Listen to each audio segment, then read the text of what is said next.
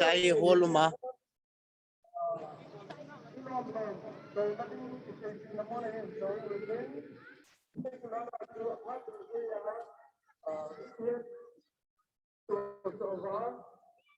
sinanga khoi le asilom asizoning te lom pi le amhobu awin saya akem nong kilometer sa naw ti hin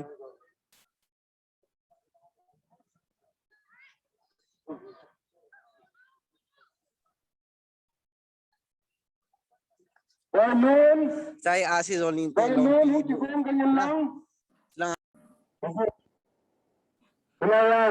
parking dasare hai maintenance sajida hai banner kilometer Gangpijang celebrate Diamond Jubilee with the highest respect to our unsung heroes of Anglo Kuki War. Pitang gal sat ho chu mo hi be ting le suna kung kikalte na dinga pol chu he si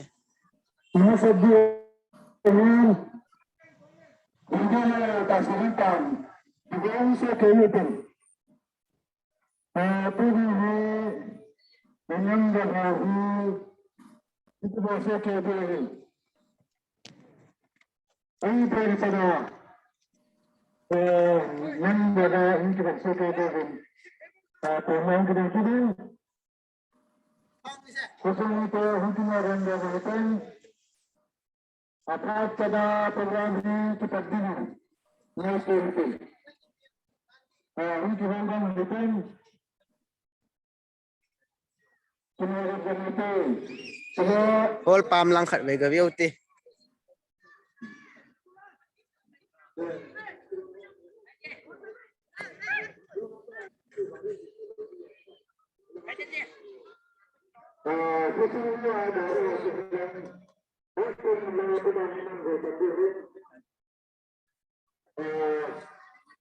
chạy sound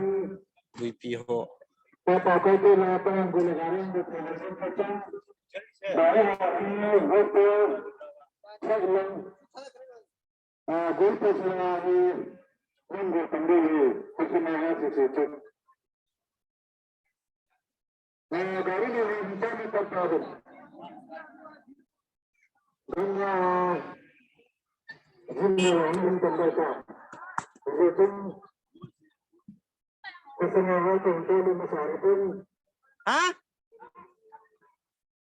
hả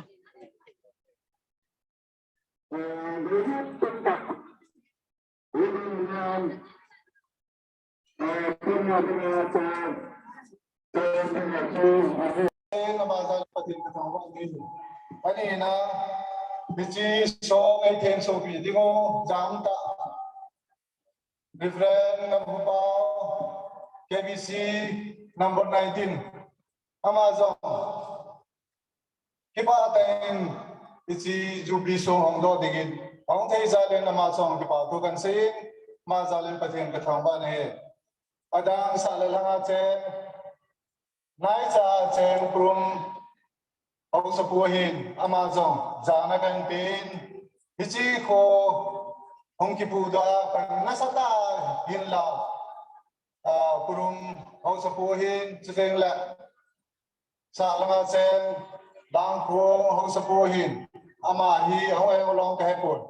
hichi sơn Amazon invite kịp bùa hin hichi kho sung hichi kho ông kịp bùa đó amon cần nát sát ta này là và dunia hi kum som gup jinda hi ke mang thei hi ti aki mu zalin amo sungayo ke pa tu sang tan kan sei ki na he adang tu ni VIP jotela ho sau pa special guest ho lo se na bon saben amin chen nan ki pai zong le na bon cha chong ba ki pa tu kan sei na he jotel hi chi kusunga pa na king nei do ho biti chun tu chung hi tu kum hi committee keng de do zo se min pa de ki ti hin hi chun ki pa thano teng Hasan na boy na tampi jong le andal hawa Gangpijang vangkho ngai lu na zala chila tuni Jubilee man thai hi mang thai dinga hong ji ven na bon cha song wa ki pa thu kan sei ki na he adang dang chi toing le kusunga aloma tunga pan la ho kusumi long nala na bon sa wa September ha pana tunisan ge pan na la na chung wa committee in zong hiti chun ki pa thu kan sei ki na ven hi chun tunia hi iba zo se hi lo ling sa ge no chung he ti jalin na chung che wang ki pa thu kan sei ki nin adang dang sei ding a lom tam pi zong la ha ding a lom mai lo la adang dang tu chunga sao yung puro pi ko yung chunga yung ki pa thu kan sei amo zong Nalang tan ni kan ini masangan ang lumubin lai ho mayo se fin bol pi jale na mo song ki pa to kan sai ki ni na he chuteng le hichi Jubilee song he boizang anan kusung ngai lu na jala man hom ta in khat pi va in puro pi hi hichi chun kusung ngai lu mo nge ki mu jalen ama so ko ki pa thu sam tan kan sei ki ne chu teng la hi chi khu sunga kun som langa hi chi khu hong ki phu do kun som langa ve la pa na ani seng do ho ani da lo ho zo tu ni hin ni tam pi ki moin hi chi chun amo so ga jong ki pa thu kan sei hi chi Jubilee ki man hi chi no hin sa za le no so ga jong ki pa thu kan sei ki ne dunia na bon cha sung wa sei ding a long kan sei ai zo le mi pi ni ngai thi moi tin diong la phat so ta ho lim tapong ka ting he chu dunia sei thei zo le welcome speed na chu ki pa thu sei na han lang ki pi zo la na bon cha sung wa avel ki pa thu kan sei ne sei he la sei ba la mai la pathen ne ki gai da mo te cây mà phát thì sản xuất tan được.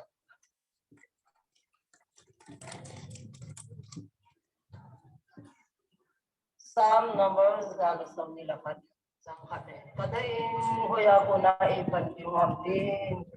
kimanchahna lam kabe. Bali basic sipa pakaya puna ipan yung isi. Basta penin minuhinain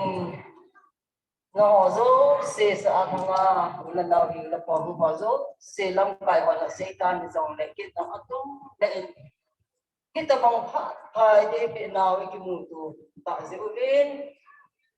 Jubilee chibay kan bone na bon sa Kevin pa nga panpina thangba na min ne ingay ni jing kataw na esan pe jing mo kapaw katin ese Jubilee ding alo la Chavang Kut kumsom ko kinna kaman na ding laihin wanoy abuzin mihim santam ta le ka ngai luta ta u ka sa ta to le sa te hon za e dar hawin o ka yung sit na adim lungham nan kadimugin kaboy zuwin Isong le an wala tao sa homite tao na nasansin. Tunin it's a hot and then same hoin. O pagkay kipa ta le tanong tain. Panunggel pa nga ito ho bangin hongse hatidin day ko yun. Tunin ni ko ng Niloupini Diamond Jubilee kipa na ni ko mutila. At sa kapute ho sa amtapun. Ama hohin ko zong kagel do eh. Tudil na si mang patsong ngay lukong tak sitan. Katsa ka na ngay tak ho, mi patsong tak sin inadal dawit. Hizong lepakay, ama ho banjama, nangin natun, katsa pa, paulang. Asay mang apatsong asupi unaw, komite, nangin naman sa Khangdong Lamhil, daw hohen adam laisin. Khangdong Lamhil apun na tingin long long lang at jing. Patay kasaten apa bonan zumba. So biulan daw helakon. Kasumiten nga bol hang lupi upa. Dito mga sayking ay taheba. Anak kong zubin tunin hitabang may paanahin ngay mo sa atabit. Hallelujah, hallelujah, hallelujah. Sa'tin kan haway ni. Gotong pati namin Niloupini hising henla. Kato kabol ka na ito hausa. Sige na ang mga ibang inti hajing henla. Patay tunidan chan na ni impuywa. Tunizing ka tubigil ta naghasapuwa ko ng kasawa. Lungkim long nagamahizing tuni kipa na ni huayong Midhilong masang ding hikipan sana midhilong. Lungkan lungkan siya midhilong na ungkan din hizong le. Nahamon na naot ni sa siguro. Pasor pazalin long namin katambay ni. Tuni yung kalsong haso siya long yung way pita siguro namin Niloupini katambay na Tuni apakay kakimanchahna di aban kat sezong na di mo nang mahagaw pa mo na bagay sa amin. Nang mapanti na hikangi sing-singwin. Nang nangon sa mundo mahizin. Ikay nangitin kilwin lang. Kamaba na mahin puy pero lang. Ahong hungso long layang zong le damsel hunghungan lang. Ahong hunga kipahazo se hunghun theta nung nahinga kipatuin si. Kaphan maule ki hazo se namin Niloupini nga inbang sa lingwin. Hangwa pumit kapag diso yung puminin pangutabi na Amen. Ipamome. Tunod bibig na taon na din. Bilangan magahor. Magbabatik.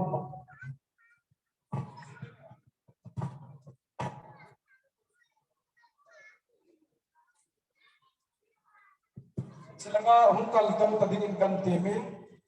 Minister puin, House puin. Dasong hando na din nga. Jalaitin ito hotong sila nga humpay-pay nila. Ahan lang hotong ihu he. Bibin ito namun bakol na biyawitin.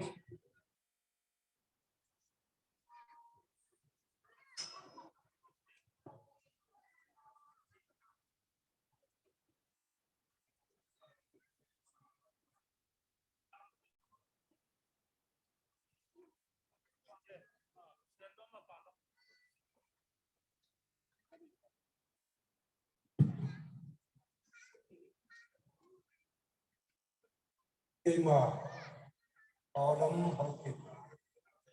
yang itu, hati juga, natai mungkin,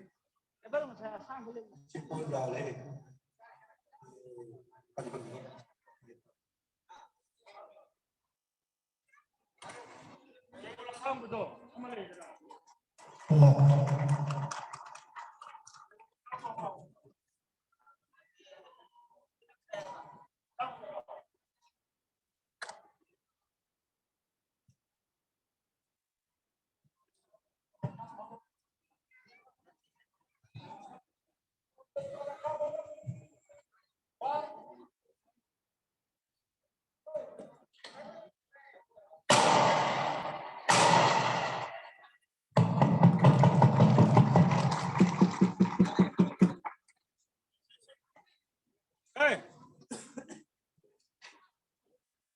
Jubilee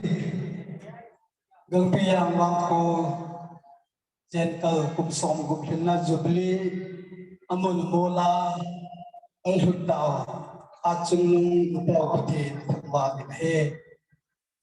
pakain zayong simpada akileto sa phade ke ho dong mang nei ho be kahi be kichun ka kambem demen kanuijun leikili pilin ke pathu ke sayui Chuyên mi hòn nắm tiền vai thì là xây dựng pakain thì lâu pita ta abol pita de pive e ho ding pakain thì là sata ta abolin ikipa de pati le ko bu thi ngai mu ba ngun pakain e ho Gangpijang mangku yong ei sim phanwa ei ti le do sa phan me e ho yong mang nei be hi ben Iji tuntunin lei kile kuil kam kile pilin Kipana Zaila Oyin Patin Pangbain Tumlito Zaila Kum Yung Isi Chun Somu Inung Veda Hile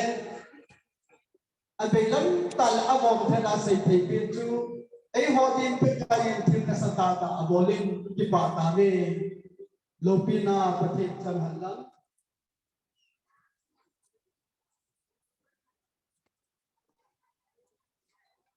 Ichi Jubilee song ikun do ma hin patin tu thi in jong ai hil nau kha au min ikun man ho yan la Jubilee man ho hile ke bol ho yo si biblical la hi patin tu ta ki to che la hi izi chun hiti hin Joshua thanga anya umi har khalai chun Israel de mosi mapui la yen Tuisan pi patien bata lain alagaw ay. Tudang pangitsun kanan kang zonan badong asuk daw kayo le kanan kang hindi mo hindi. Ahin la tuisun zonan badong tuisun alagak kanin. Ahin la patien taha na po na. Hidya asun tulbo alam azam maaga ay titi following patien tusa zuin Israel dewan. Kung som le pumia ko ni mini chi zoldan badung punga badung laya so ni chi apulo obin kichun zoldan badunga ahin pudo so tung semle ni chu jesu ang gikala aputta Joshua Israel sa te ga say hindi na di kunung tile na tu na sa te obin apa teo ado bahi song hi ipitinahan at iwahine naman na tunte na sa teo chu pati sa hinama which is Jordan gadung hi Israel temple boal pagdal tayo ahi na ipidi wahi izeno mitile pakai na pati chun tuile song bi abol panga which is Jordan gadung ng pipi jang na pagdal kay sa pakai na pati lubin anakan sa ahi aman tuile sampi jam chu kabakai masan siwa akan sa ahi ahinay hidya abol dia le siralitin bai pihin pakai bata hati ahera nang hancam pakai na patinu tong dia naging simpi na dimu ahi ati nahi patinu na tuting simoyo si patay buku alam patin tua imu bang mau mungkin zoom itunghi amel China asi satila patin tahan na bata na ipundo na ilang jingkat chuahi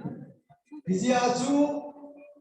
Jordan gadung aning dal kai bayo Israel ta ten gil dala so kanu tu ma kichu na tu na cha te hoi pi raham dan do te wal patin phat na tha na ya la aga kai te na ho mel chi na hi ya ta pun ding ho ya ti ma ngin tu ni patin atun do hichi Gangpijang ma ko hi it is Israel te ho mai long le mai ko ma sun le ya na ai pui pa patin apui bang bang ai ho Gangpijang dong ahi pui ya kung song bu en hin ta ja hi kitchen chanin patinin ai pui ta e ti he jing na ding le chin jing na ding le ta lang jing ding a hi so gi itu no mai zia chu tu khang na nung adi itu cha te ho chen gei dong patin phat na hi bi chi so ma ko na ahi mu ba ahi sin bi Itu tahu ke hanin chen kunin patin phat na aki pun jing na ding a itun dong so ma hi which is sompi san lok talo hela ding cha ke ahi ba nga patin Gangpijang achate alinga aluksin along lo hela pun de jinga ang kitun jing pe na ahi na dingin tuni nisim som na segi alha som pakai ko kum sam di so ni lahat Patini hin. Kichi Gangpijang vangkho pakai bantha na ai puinau kaksana Jubilee songhi keima pakai lajar friend of Paulim Pastor KBC number 19 apa pati chapa pati julet hagam pati mina kakahi tahu ini. Hallelujah, hallelujah. All of people, Abraham pati, Isaac pati, Jacob pati, Abu Bakar Neho pati, Ingai pati. Tu khangtha hoga kinan ngaro hingjing, ai tia abang hingjing kahong lai. Kung som kung naday pe naday pinaw sin pe jan muchin pe le nang ma thangna tia kom sa win hallelujah namin lo. Kitchen ye hi nang manday pita ve pa kay mo tha ji kay mo bol pi ji kay mo nei le go ji en bo nang ma lungsin na ba hi na lungsin na athona nei chan sa nei pi hom galin cái panau say du lo na ang makuri na Niloupini la ba tunin kichi Gangpijang abu atila judewa te ho in ginale chonga nam a anane o jang apu ta pa te ho hilai mo na kal ahin sun lo ba bu na hin sa lo ba te na ni kwa ahin sim na pa na pagka hu ki sung jing nang ma nei di nang Niloupini nang ma bantha jalin ano ngaw ha sam na han lo na ho sia nang ma ha da hin nei nei ko ni ko nei tum do hi chu ahum cha ni nei da turin kum som gu kalin naw kam ta bi nei ade de na min lo bi hi chu kum som kum te na ma nei ku na ho mel chi da ni turin hi ang som hi pa hin ku ni Niloupini le choy ane le thanwa nang mahu chan ya kitchen ya na pathe punao na tu the na sim do ma do e ho ni pa kai thil ka sa ta bo ni ki pa ta ni ka ti bang ba ka ki pa na wa hin pa ka ki pa na cham tin sa nang mahu ni lam ti so apitun ba mai nang ma mi ngai lun le lun sin na Gangpijang bang ko le asunga cha te phumu Tanggul daw si Chunga. Dule atong sorting ng itunjingan lang. Isi Gangpijang naman patin na po na panay o patin na batayin inkayin nilang. Alin na nagkisip handa. Ahad man kisip handa. Ahaw asin kisip handa. Abote asatay kisip handa. Bagay kanang sumole kusung jemay million nilang siya. Bagay dunia kehon kapato ku dele ayun nang makin zan siya dokta abul ang pinipin na bangkay tu Niloupini le zan le sana thangwan nang mahunsa na sa kaunta malusi tayo kapagay sumisa sa Singaw na din. So akong logo min, so na Diamond Jubilee, Year of God's Faithfulness, 1961 Diamond Jubilee, 2021. Gangpijang Chen le Chavang Kut Diamond Jubilee, 1961 to 2021.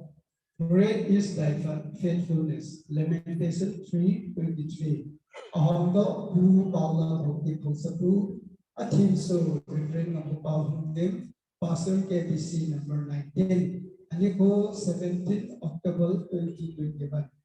Donated by Hu Paula Bhakti and family. Niloupini Patin Chan Pahen. Amen. Kita akan berdoa untuk Jubilee Choir Hall. Semua. Minister Puhin atau Maulana John pada tiba. Din pipi yang tahu sih lain din.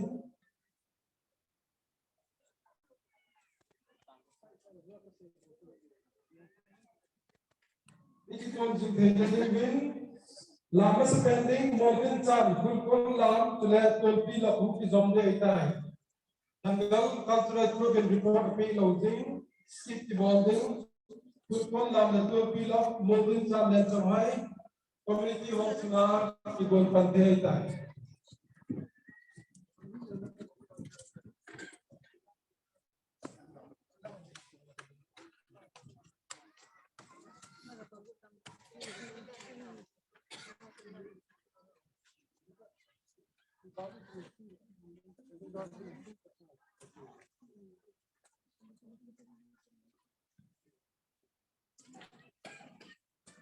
Aside from our parents to the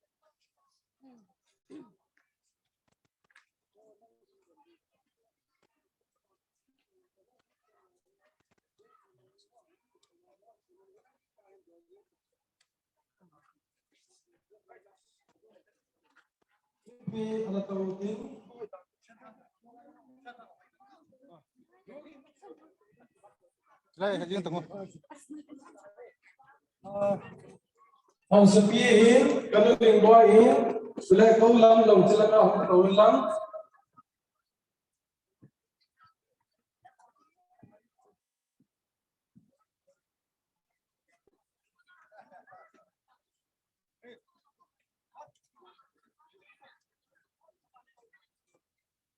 Track number 3, 4,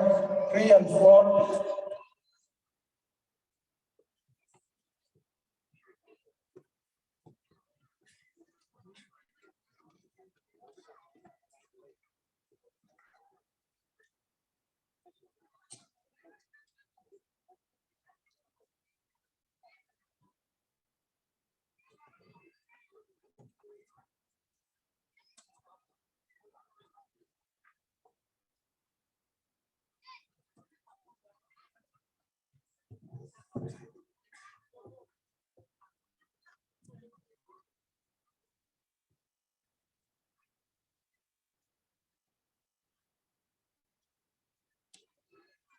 Hello. Hello. Hello, hello, check.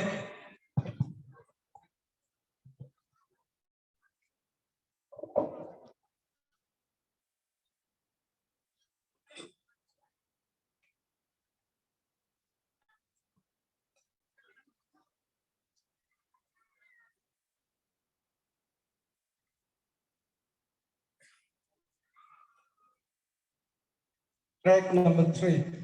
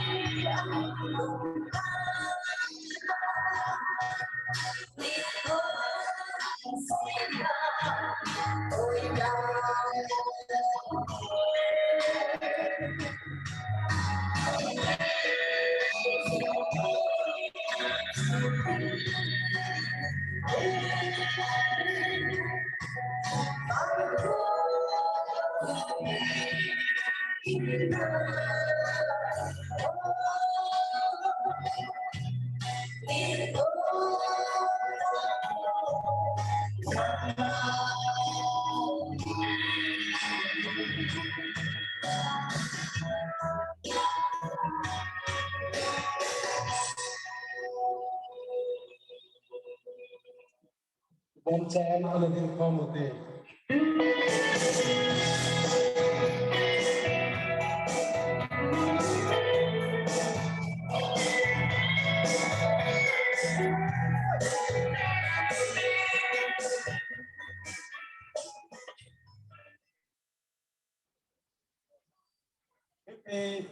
Tuni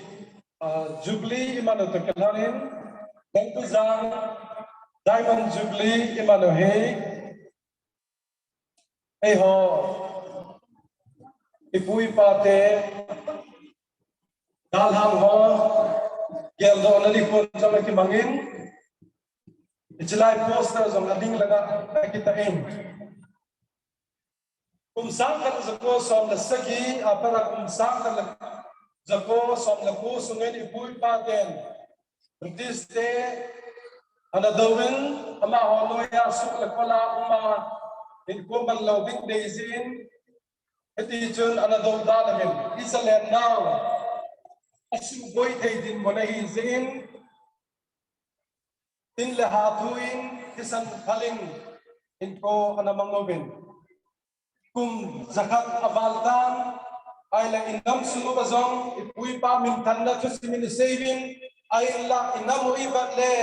amui mangting lampi chu izon sing na lai chuin tunihin vangkho na kaum na katso government Manipur government in jong happy na ay nevin Manipur government has been annoyed Anglo-Kuki war. It's ipui paten nam ngai lut na zala tan anala na teo happy na recognize able be ba reserve holiday man nang hezong la tu ni hi Manipur history adinga Anglo-Kuki war het sing nading amin chiki gyal han nang hezong ai on it's stay na lai weting it's gyal do nading ani pu ai ki pe hi mun tina amin anni ta hi tunin cia isan munazo sung kung kitun namuna program zo ka chila e ho program te kitun chana chila hai je chune ho langal ko chen le kut diamond jubilee mangzok level ipui pa te ho lungkut ha chu igyal do bin igyal do ba ki chai ding hel do bin tunin nang le kin zo pada thabya ila na hian lang athinin chi inamu thaben pate bo pitahan ichi kan seizing te kilam chun maybe one time silence as a mark of respect to our unsung heroes. Abapila panalim jomati golin condolence in a few tekilanin. Gangpijang kusung anaput do pula pate tam pian chitan gangpi pungzang ana ahung do thae ahung him doing ana masapen ho akul han kulla jong le gangpi pungam je chun aphunga chun ana ahum lo tha ke jin tuni ana lo tha kit nang le ke jong kapila kulla kit nge he ichi gyal do document ni jubilee hi apai mo da gyal do in ipui pa te inu ipa iwe lao ai da la chang jong gyal do din kan tin ni bon cha ben na bit singoi tin la ahum ki pat ting le la hum kipat pale to the the music sung in song bon seven silence hit pe sam nam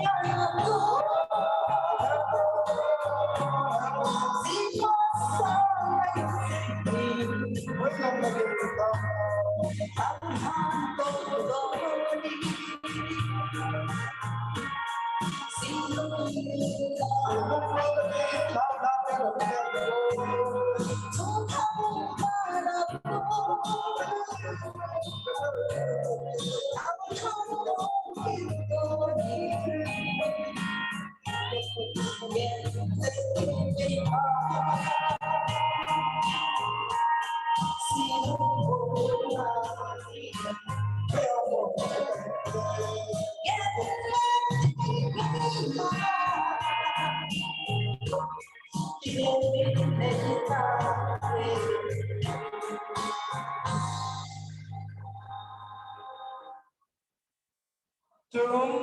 ai học lần biết vin Gangpijang in pi ku paulan kata.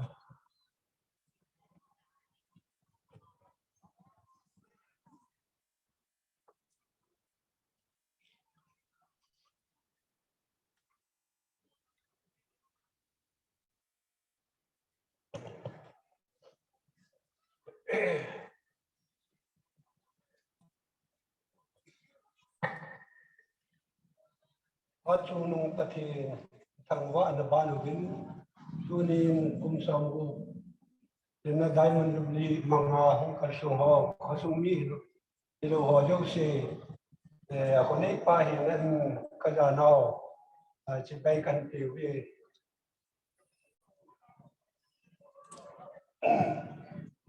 ulan na hong ho jo si abi ala kimu to man lo yong le ngai lun na ita to jo ikitibay na awana na gyado himay me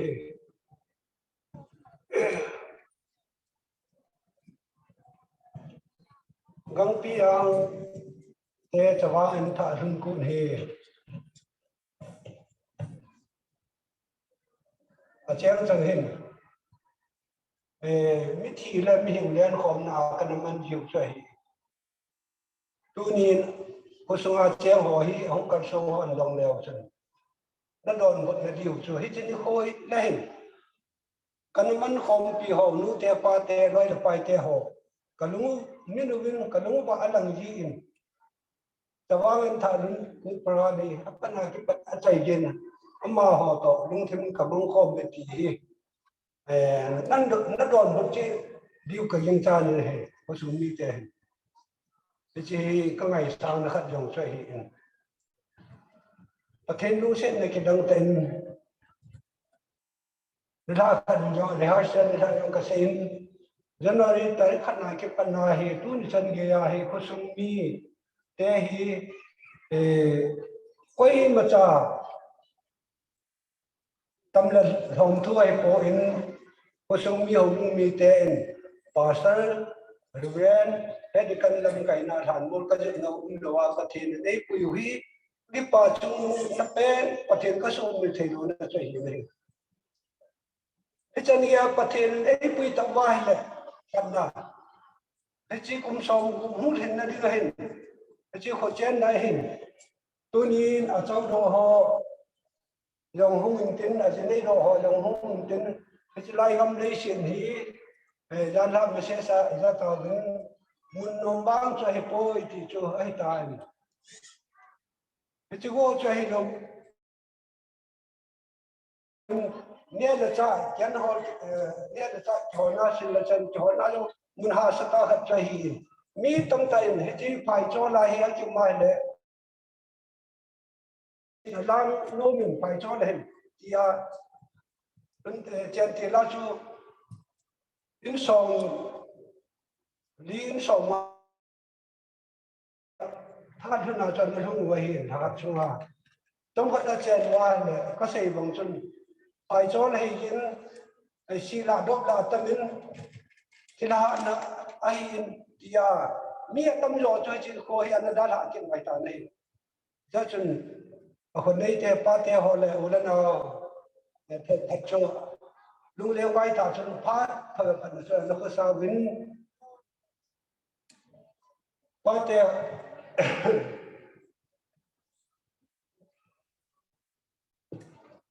thì một lần nào thằng ấy nhận dòng nó mang mò gì chuyện nó cần vào lên dòng cũng là phát không chỉ của chen à Silver Jubilee kan Mangbin 1986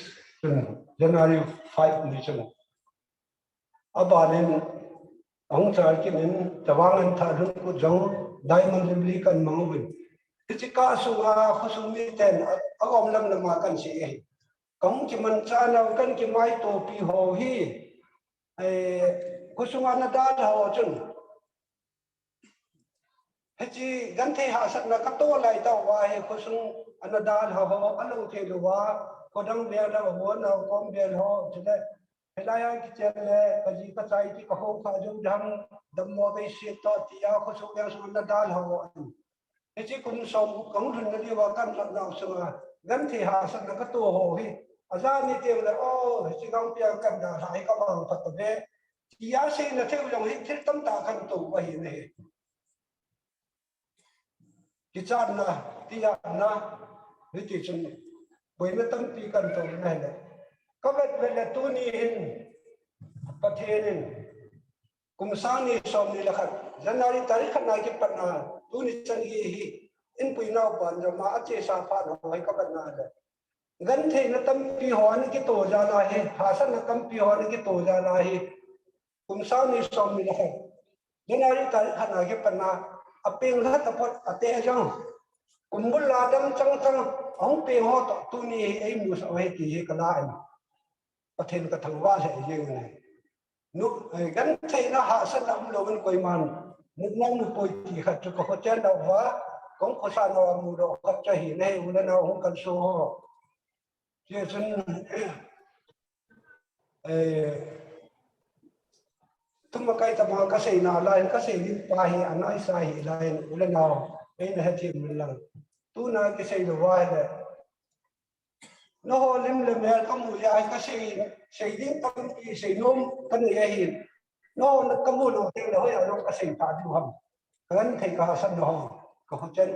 có sao nó chút thì chân về không cần sung họ yêu xin cái mà là đà na Gangpijang chiang dan hoin Chavang an thadu pun aman niu de amolium sao ge rona midilong puma lunghem pulo puma aman ho hin tu ni in Gangpijang chon lut ho yu sie hin Diamond Jubilee amu nau chawai ko hin habon che ka hi weti alen aneo ate kham che lung them nau chon nei kan pe diun tim na kan ni ne so nga hin tin tu ni in giảm ta amo ko no le atai tar pathen la chat na tong khana hi na jana ding lom tan bol yo hi bin ting jana pe yo hi jong la gam bi pasat pu rebel pu hi chunga ki pa thu sang ta ka se go mi chu ko ke we lo win ama chung chang thu ama selaya Giang Lâm Sông, Diamond Jubilee Sông, Sông Pi, Thiền số tiếng Nga, các ngày chạm là thu dòng neo hận các sảnh nôn mình này, và thu cho các sảnh tài, còn hận nghe lệ, chứ lệ thì trên đây hận có mấy kỳ ho là học so trôi rằng Nhật Bản là liên tạ cái này, thì chỉ số Giang Lâm Sông, Diamond Jubilee Sông Hồng Đô thì Nga hí, thu các sảnh lại tàu hình, còn hận nói chừng Convention alam kai ho president secretary ai lo le mo po na nei ho ti yong cho min phao bin ne ai ha sin se han la le ke to ka kal to di wa hi ama ho na he thi mu tu ni ni sai pan pi pao hi convention KBC worker khat pe worker khat convention alam kai khat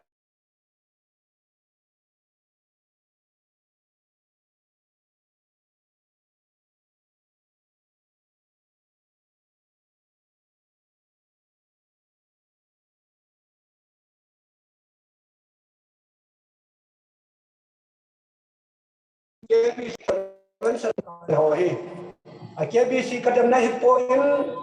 convention lam kai khat president ham secretary ham khanin khosunga kum som dina Diamond Jubilee song kitung ihung hando pe dio sa kadok na wahi aning ka se atang ka te ya cho pasar pa hi ama no e gel thei pe na le ki paum ka sa je ama jan pathing ka thang an he ama ran hi convention lam kai ho no ya pastor na tong hi ama hin convention na dinga president secretary pi ham khat long sa hi do lai ya cho ba hi cái đây là hi thì chúng ta sẽ luôn về này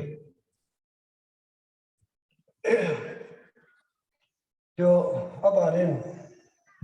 Gangpijang te ku kimandan le kha cho committee hoi an hom ta win hi a da ho cho ka sei lo de in phat ka sei lo min he kut kiti hi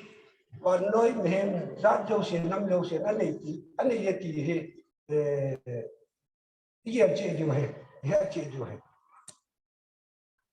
ku ki te se he ku le pu we bây giờ này tu nhà thì ra đằng năm năm te cút mình đàn cút xây cùng cái tình Gangpijang te Chavang anh thà hơn cút mình rồi thì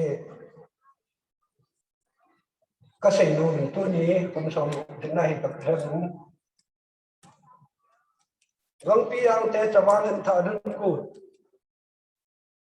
Chavang anh thà hơn cút anh thà cái gì bay ở mua ship po amin po hi thì cái xây luôn vậy cho nên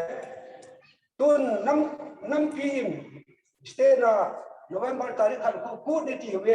ya be we năm pi ku ni ti we ai lo la ya be ki la Chavang ku ni ti ki ne he Chavang ku ki ti no Chavang hi ku ki te ading se sa pathe na se mai pon yo Chavang ku tin pa no ti pathe ma cho hi lo la apha ni pathe cho ba cho hi ti ka se no mai ku ni ti wa le ku chu kita tum mahilo patien siang kila mi masih mahi panahi put kiti tan be patien be masih tai tai ti su pasai no tu chai hiya le nam pi ku ni ti ai lo le da yo za na siam kut Chavang kut po ti na iti wi ne kut cho me le pau ti sen na ku me hi sa pa wa he so te festival kiti ni Hiji cho ki non put Gangpijang ten kan manda no to Chavang an tha hun put Chavang jo chitin lam tin ding go elo thir sem lo se na pati na si mai ya jo Hiji Chavang a ke sa boi an tha hun put ti he tu nin so nga khu aji na lai hun do lo ya Chavang put ya achom na ma ji wai ta Padang mundang Aki po wa le Gangpijang te Chavang an tha hun put iti jo he ulan hong hon Gangpijang te Chavang kut ti he wen Chavang an tha hun kut ayo thuk pasan ka sei kan chen ti la so ne le ta ki hon le ma ai na ka chen ka ji ka ta ti ka wa ran ti din na na ko sa te ka hi yo ba cho tun thing lang de neo cha he among ki tai hat la ya chu ki ho neo lai cho ko han ti la ya chu ta hi ko la hum ti pana hum ki wa aki wat sai hi to ka cho ki to lo aki helang ki lang ki pan ni ti cho an ki ho sa hi ti cha mu chi chu ho hong hun te le ta thing thang wa na ki ni hi ya ja cho ti chen ta ho cho ti min ku ji cho hi nei cho nên căn mặt không chỉ mình rồi mò hi năm lâu xuyên anh hi là cũng cái tea đi thì hay phôi Gangpijang tea sẽ hay phôi ai vàng in không có này cái gì khác đấy ông này anh đi nào không có này cái gì luôn chứ 1961 lại không cái chỗ đúng mà sang hi sa lăng nó chơi lại con cái cùng thông cùng đi các cái gì hi của cái này chỉ là ai phát thế họ chứ thiếu phung sâu phung sĩ phung nung đại pa cái gì anh đâu vậy tu nia anh lại sẽ thế the life của cho phát thế họ làm mà cho phát triển không có sản xuất sản năng chế năng phát triển nó đâu cái này à căn là trong này trong mà thế cho nên cái gì cút cái gì này phẳng ai cái bao cho thêm phụ yang này ama hin thu he thêm phụ hi chun cái Chavang kun hi ama ho ông Christian sa ko por pa wa he wa thêm phụ din nun ông hi pa nai Chavang an tha hong run tem ne an tha ho ne khom na ton khom na an nei yu hi chi pu te pa te non Christian khang hong ke pan sai ta nei so nei Hiji chu te so nan che piun 1961 a lai January ta ngani a lai an chu du ba hiji chu pa te ho pathin ho lo lai ho chu chu an ki pu du ba hiji kam le si na he kum kho sao he kum thum chung kum li sung a he hiji pa te ho doi bom khai ho chu hiji pu ri an man keu che hi ne tang tha min tha hung kan te le yo ki bu ba le lai hung chu lai mang che tai na yo le to la he ju bel len tai ki bu wa cha chu chang ha to meo wa pula pa la sa wa cha chu nim luk tang ho lom na na por ji wa hi le he chu kum ni kum thumang te na he chu na jo a ka se the lai pu pathe no ma sa hi chu am chan na kan na ka no cho bia wi na hi a le he Christian hi na to bu to lo ho tai tin ama le ata san ma sa ke lo phong pi on cho chu Christian pathin ho nan an mang cha tawin ya chu kum som bu thing kan ti lo no chu hi chu hi le sala ko na hung ki polu chu hi ama san thing kum som pu pathin ho na ke mang pa chu pathin di ta ho nen ta san ma sa ho ma kai na la yan hung ki mang kan ta ai pathin nin hung ki pa poin pathin ba chai la hung ki san hung ki mang ta nei aban ki nin dunia ho na hung ho lo sin Gangpijang Chavang Kut Lakpi hi chi hi Kola ma lao pha la phata chan na leo lang asa te no la phata chan na ngai leo Gangpijang te chi te ko sa ma ti ki bai hom ba ti chu chi la chu bon cha se hai ka ne chalang chu abom la ma ka se hai ka ne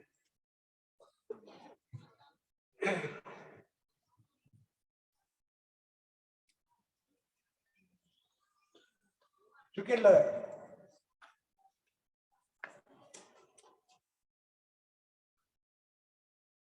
Kukite Gangpijang te chi kon Chavang kan manu ta kilan hin kan che piu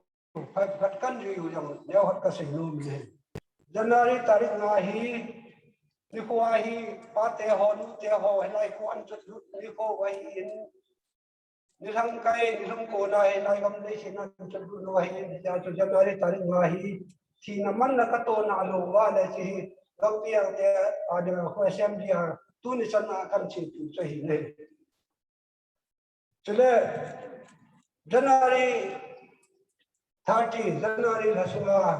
Sunday nó khác bên này Christian có tiền thì in cầm mình vào bên trong cần chỉ tu cho hình này trên thì là chú Christian non Christian thì tâm rồi Christian thì hồn cha thì cũng phải chú non Christian họ vai hồn nè phát cho hi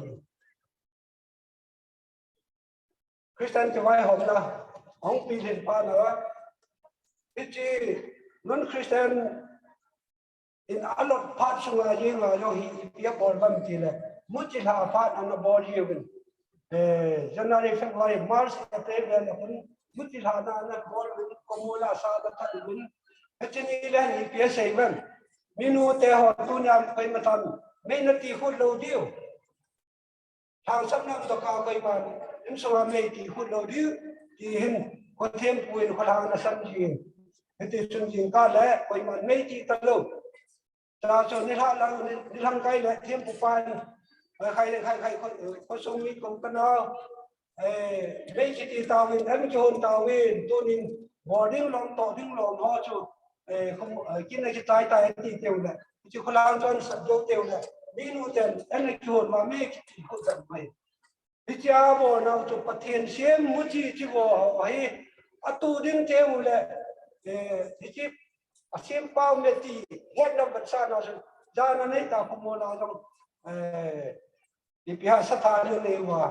mua chi này cái gì hết rồi anh chơi bị phải trong chỗ ta sang ra cái này không ta sang mà sao để trong ông thu an base cái nào tu để cho nó hồng cái gì bị cái này ta này bút chỉ làm lộ như vậy hết cho nên Christian có thêm thì nó anh ấy tiêu phải hàng nào cái tiêu lo nào cho non Christian in anh ấy lót cho ta sẵn mà so in tóc ngày nó ra lên ta kang pathian thu la an ki loi khom pi win ula pala sa khom pi ama ho jo jo pi jo a che cha win la sa pi win pathian thu gospel chu chang ho chu lai na sim pi win asa pi win 1982 in the ram cho hai pa na ama he kan hi mai ta ne hong ni cha hi ama ho yo se chu adoi bom ago la pi wa christian na la ni ko wa ya chu christian ko ten ka ti wa hi ai le họ trong các nước Christian có thể thì sang missionary day tiêu thế cái tiêu to hay có gì chơi là đi một buổi hay cái họ đi mà Christian có thể giá hết trong lẽ chế độ ở xung thu hay là họ đi mà missionary day thì ở trong lẽ hết cái giá cho trong căn mình cho hiện nay chú lẽ thế sau nó bảo cùng hơn lẽ họ thường cút anh ấy tiêu của anh tu nó họ cũng là họ thường cút cùng mai cha thì khả năng cái gì thì bảo này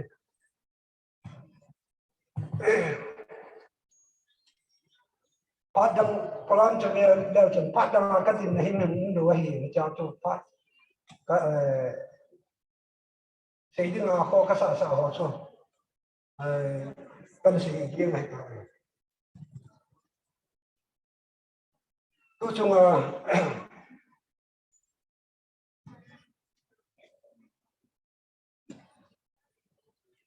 Chúng là cùng sống vũ hình công trẻ nào hình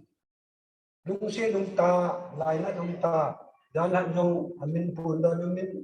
do tiền đấy mình cái xe dùng lại hết rồi đấy ủng hộ cô sống hình in sẽ gì 1960 mà na không chém đủ na chỉ là thi nó đi hiểu lệ na thi nó đi hiểu lệ cái thi là thi cái hình nung pot cái tập cô cái tia chém in sẽ gì ông đi giờ là đúng sẽ dùng lại là dùng cái sai mà họ đã bắt hình cái thằng vấn này mà họ ra là hi họ là về tụi nhà hi ta chăm mà không khăng hi đã thì bắt hình ấy phá sản hình thì cái ngày tối in sẽ gì họ chung à cái phá thu sẽ vô đâu cần phô mình lo ra bắt hình cái thằng vấn này đến xuống chiều vào nó cái lim cái bia lẽ căn số đó đến cho trang hiện lòng này đâu là một của là là cần sử dụng chưa có lẽ về ngày là kia là sản xuất chỉ định chỉ cho đồ và nói gam xung quanh này ra nông lòng là làm sản đồ có số ấy trên home pi in sẽ gì hồ tôi là cha hồ tôi cũng chẳng xe phát hiện phát hiện bố tê hành thì cho cái bài na bắt cái na cặp pin này này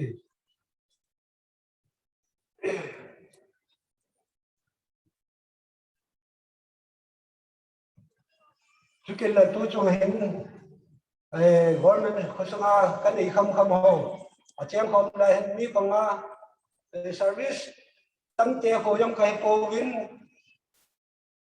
gazetted officer đi là ông nó có trong cái lại vin ta cho có gì có về bằng cũng mà là chúng along mà nó có trong cái phố in đây là điều gì các cái committee họ thì có các cái ông này là tu chung government service là pensioner hi jong le ima ser to bun nei hi jong le sum le pai sikim ya hu pang ho jong si no ho jong pathin ka thang ban hi kum som bu thin na Diamond Jubilee imanu alo hin sa chu pang chu nei hi ti chu ti pa thau kan se hi nei abanun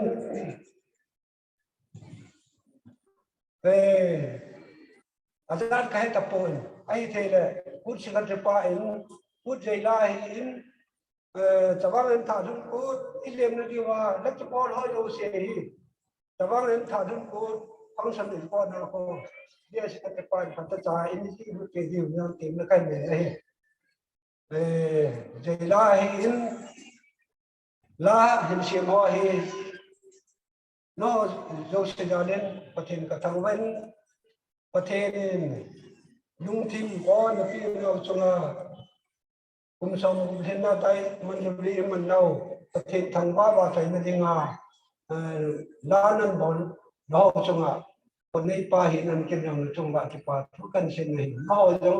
จะได้มันจะมีแย่ไหมก็จะไม่หิวนี่ที่เราว่าสุ่มที่นี่ปูนี่ยังที่ที่ยังมั่งแต่ยังเรามีมันก็เสียใจเราว่ามีมานั่นนั่นถ้าสิ่งมั่งตลุดึงนักบอลเราเนี่ยก็ทั้งก็ที่ทั้งนั้นอยู่นี่เกี่ยงกับหินเราเนี่ยเดี๋ยวเราเสียเพราะระบบเรา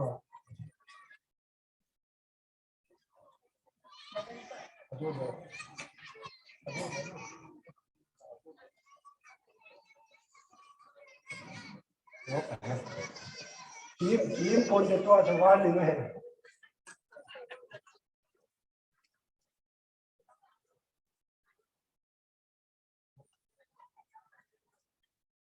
วันหนึ่งบอลลัตีนใจเกลือเท้าที่สุดเด็กก็บอกเนี่ย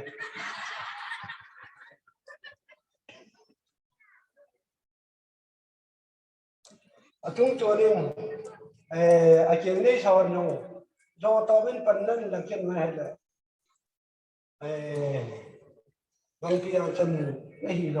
ก็ที่ทางวัดปีแท้ยิงโน่ยังในเจียงได้ชาวนูมันฉันเราว่าตาสนุถึงผ้านผ้า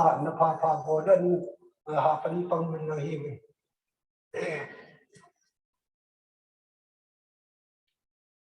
ทุกคนเลยทุกจังหวะคนเล่นตาลงไปหิวได้หิวก็คิดว่าเขาจะลำไก่ดานี่คนเล่นเขาจะว่าเขาก็ทอดทิมจริงไอ้ราชาปีก่อนข้างโดยคนเล่นตาทางนี้ยาปีที่จงกระเฮลูมอก็สยีเล่นวางกระเฮนายคนเล่นคุปีถึงเช่นจะก็หิวได้ก็ยี่เห็นนึงตาเราเนาะเต้นคุปีถึงตาแจ้งมากี่ยันลอยทุกสิ่งก็สารจะเข้าเราละนั่นไงเทียมเดียวหินเลยดูจงหินอาจารย์บอกเทระเขาสุ่มมีเจอความผิวนั่นเอาโอ้บุ้งสุ่มอะไรเปี้ยวกันเนี่ยโอ้มีทุนมาหินอามาหัวเราให้อาจจะนี่มีทุนที่ว่านะคำรอลงก็เสียงเพลหรือว่าหินอามาหัวแกสั่งโยโตเป็นปนันเราเป็นอะไรโอ้บุ้งสุ่มเปี้ยวกันหัวใจลงที่ป่าทุกกันเสียเลยที่ตั้งลงก็สารเลยที่ตั้งได้มันจุบลีจุมันน่าอันนั้นเขาเป็นเช่นเราตู้จังเปี้ยวกันสมานปันนั่นละน้องเสียงป่าทุกกันเช่นเราจะปฏิบัติกันวันนี้ไอ้ที่ฉันก็จมปันนั่นไอ้ห้องก็จมไม่เห็นปันนั่นไอ้เราท่าเลยทุกอย่างปังปังตาปังหัวเราอย่างนี้ก็เป็นแหละท่าเราเป็นเราปฏิบัติกันไปลมฟ้องในลมหอบที่สันในลมหอบที่ยาละเกี่ยวร้อยเสียกำลงบ้านเลยที่สันลมหอบเสียยังให้นุ่มก็สาดเดียวเห็นที่ยาร้อยเสียลมฟ้องจังลมเสียยี่ห้อยาละยังเห็นลมหอบให้ท่านนุ่มไว้ดีถ้าเสียลมเรียกเกี่ยวก็เสียนุ่มเนี่ยเรียกจนลมหอบยกเสียแล้วต้องมวยเราจะเล่นตัวนี้เห็นไรโปรแกรมนี้ที่ยาละไอ้กินนาเห็นไรกินหัวพูดหัวเฮ้ยลังกีตามตียิงเขาว่ากับอาเกะลมนั่นยิงลมหัวที่ป่าเทนเปกับเปียโนมินี่ลมลำกายหัวที่ลมมันทำลูกคนละlom lam kai ho so si khan chalin ung go luk se ten stis lom lam kai ni kan thepผมที่หอที่เชื่อนั่นนั่นเด็กที่ดูจะไปเฮ้แล้วที่เชื่อมุสที่เชื่อเทียมลัง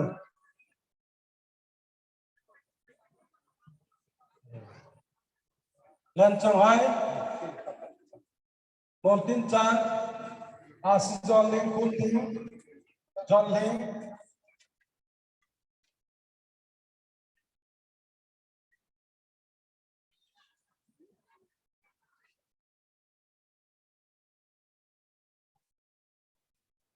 Pipin kita pinar good bengote luk se tin ama hồi là này cũng chung tàu anh thằng đơn cú Diamond Jubilee rồi đến này ví dụ như qua thùng lồng lâm cây thua thì vai hồng và nó tổ mày cho chưa chi kia xin này ta lưu hiên vào chưa ulan awin jam na ki panatin pe asa khawa so le ka ben le kyong ka thang sia ipi ko nei pa hi no yes thangai ta hin ken ken nom ta cho lo mo cho ka pe ta yes ai ki ngai lo yo yes chu mi na ti lo mo no ya cho kan hu nei nei atai la lam ka lu de tan long sorry kum tu kum hilawa pha che sa tam la hi yes kan ko yu hi ka sei lo nei cho ko hin chúng cái này đầu tiên là chúng đã bài hỏi là có cùng hình đầu tiên vâng piang tên cho anh em thảo luận cũng cầm luôn về mình này ta sẽ này tên cầm luôn vinh thì chỉ vâng piang thì anh em sẽ phun phun cái tia mình nếu hạt cho nên vâng piang tên chỉ cho anh em thảo luận cầm mình về ulen nào vinh theo hết lăng thì lệ thì sao nào cho khăn khô cái thầu và sát là đèn là state level hình năm sông vai hình hết thế họ cho căn nguyên pha chịu vậy còn khăn in khăn qua ipi các con là hết lượng không không mong đòi làm chóng thông tin này cho điều điều vàng cho ai các con là bên tàu cho thì cái bọn họ thì cái lệ giá thâm năm năm thế thì ngã mình ta đã nắm độ thầy dân kỹ thuật cần là chia thì hòa cho thì yes personal president yes ông thì hỏi kana ko sa tan hi sumhon ai koi ti chu tu na hi sumhon na hi ala tu na hi bile ni ya nam khat ka ko di wa hi sumhon na ki bol lo hi ti chu tu na ko che na ka se hi tikin la don amma ho be amma ho ba na hi kam pi ang hi ko sa ka hi wa hi in amma sa peren rum hau sa pu chom amma jong tôi đi kina hong thảo tiểu huy sung lũng cả sợi riêng dùng muôn lũng cả sợi riêng có làm hết rồi hết cả sợi riêng ở trong tôi nên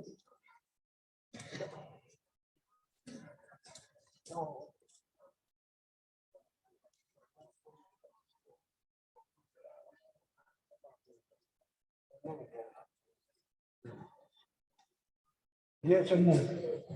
chỉ bảo vệ sát đây này cũng vào trong cùng học school các bạn hiện đọc từ bên là chỉ bảo vệ xong chỉ là chấp bảo vệ nhau nói là không bị lo chuyện quan trọng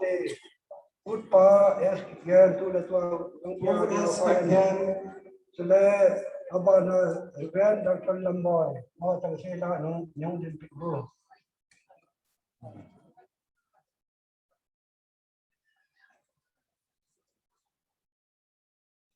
Gangpijang ahung chen ha na chung hichilang gam kai hi pu do tong lang khong hau sapuin purum te anate jain hichilai gam chen dinga hum chun purum hau sapu pu ranging thoi ko ma gam sa da tadun chun kinok to na zalin hichilang kai si na pidan iti hi je chun pu sun tongin hau sapu to ki ngai na khau pui su gap thei na ding achanu aswam na Raging thôi đây trong asai thì chú asati cái này, amma họ có là bạn là Gangpijang hi, chém cho một cái hi về, từ ba bồi giang em,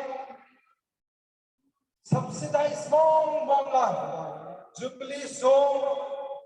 song mana hi na khian mang dia hi, cái dòng làm sum ta ipu ibeng, itu pina panala thế cái tỷ lệ bitanga sanga hanima bita chu ei to do piu hizin ipapi na bat sa da chikan pi evangelist skip gan fu song udam kip gan amahi amy evangelist hola dinga de bom anatap la pen dinga chu ta sanahi ipui pa te hor christian sa fa pui luk kan chu hi je chun dunia hi aling pi tam pi hingna bangin kul hata jong le dunia hi acknowledge bola put ba a ba bang hin achai na pe na reverend dr lamboy United Kingdom Scotland na doctorate degree hun chaya nam sladinga kinan timta lekatim ta hi chung chona nam ngai na zala Bethesda kan ko institute ki master level lekha sim na ti ho chura chapura the in ama no ya mi tam pi khang tha ho he se jing inna no hi hit banga dai de na ko na chaklai abun da banga unsa alai ni de ta hu kun do na ding ichi khan fu institute a ko na ding kinem na nei ta ichi institute run about the learning Gangpijang jong acknowledge the volume to the appreciation sang ta jong ipi gina he a thầy nên tôi đi qua ông cần số họ dùng gì công nghệ đồ và cũng chưa họ dùng xây thì hiện nay mình dùng lại cái chân dùng cái sử dụng mình thì anh này tôi đón đồ coi mà ta nó chỉ đồ hiện hay chỉ anh cũng khắc sẽ tôi đi qua đi ngoài nó đêm nào có súng mi tê keyboard nó chơi cũng mi tê keyboard nó chơi hiểu tôi đi cũng dùng nó còn thâu mà anh này dùng lại còn thâu trên xây vào lòng tâm tiệm trên xây đưa cái ngày tôi các xây được mà trong tiệm tàn dùng lại nó mà sang đi rõ cái chuyện này coi như là tung sông cũng thế nào mà tung cái chuyện cái thằng vậy khi nó mà lại cái chuyện ngày đang tính cái xây hồ lưu xây cái chuyện đầu tiên là tăng tàn. Track number 4 J the ho the guy that you Joe la ki tan the Joe something ichi la he Gangpijang lanu Gangpijang ko zo lanu ha hi mum chom ma zo thit zil na lam amano wa chale da ko tham da zo to da dei lam pi mi na zo la in chen ko sa gela kan ko nei ta du le ka ki traditional kuma sin ta ta ma ho la choi la hi chi la chang hi kada zia ka se ma hi du kuma ho chi la se ding pa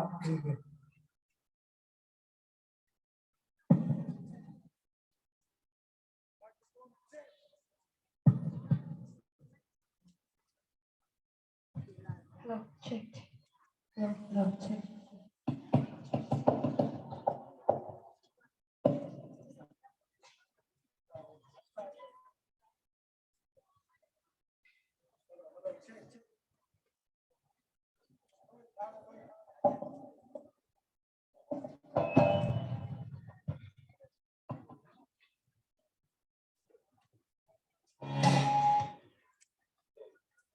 chỉ là cái chạy làm trồng hai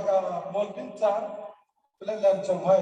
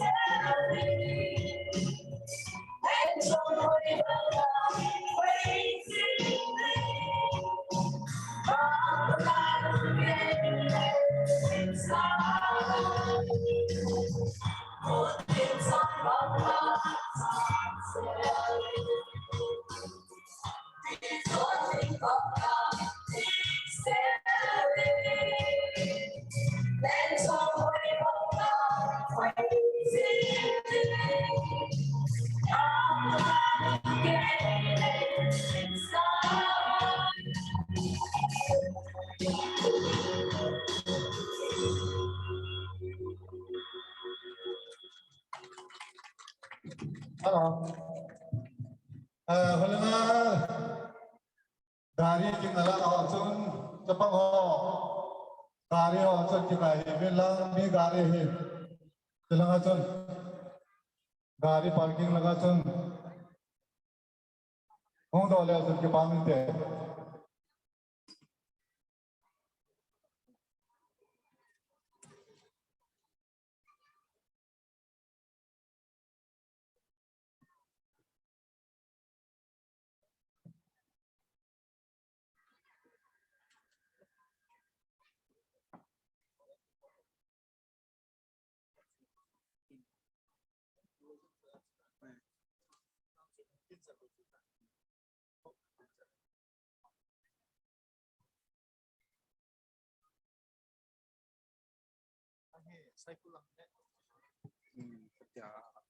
Qua hi làm ni hung ki zaman ting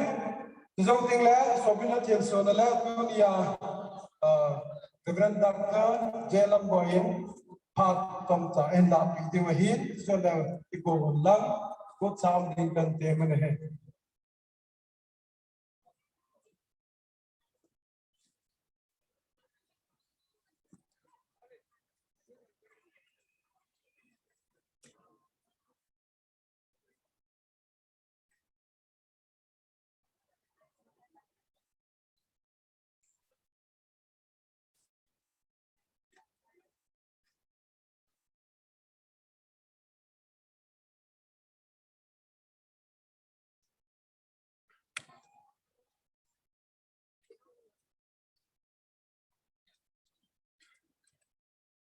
Microphone check.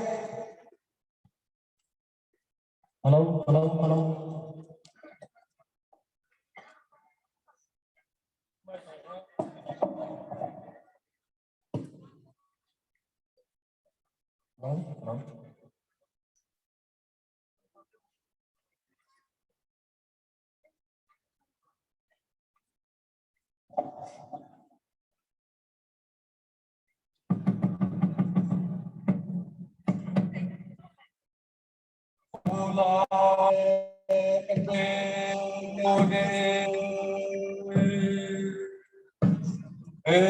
Chen le Khangdong Lamhil trôi dê, Chen le trôi dê, cô tu Chavang trôi dê, bạc thượng nghe cây vô lô dâm bạc thượng nghe.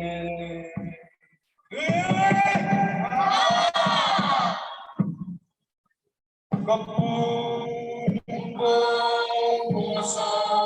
Lamhil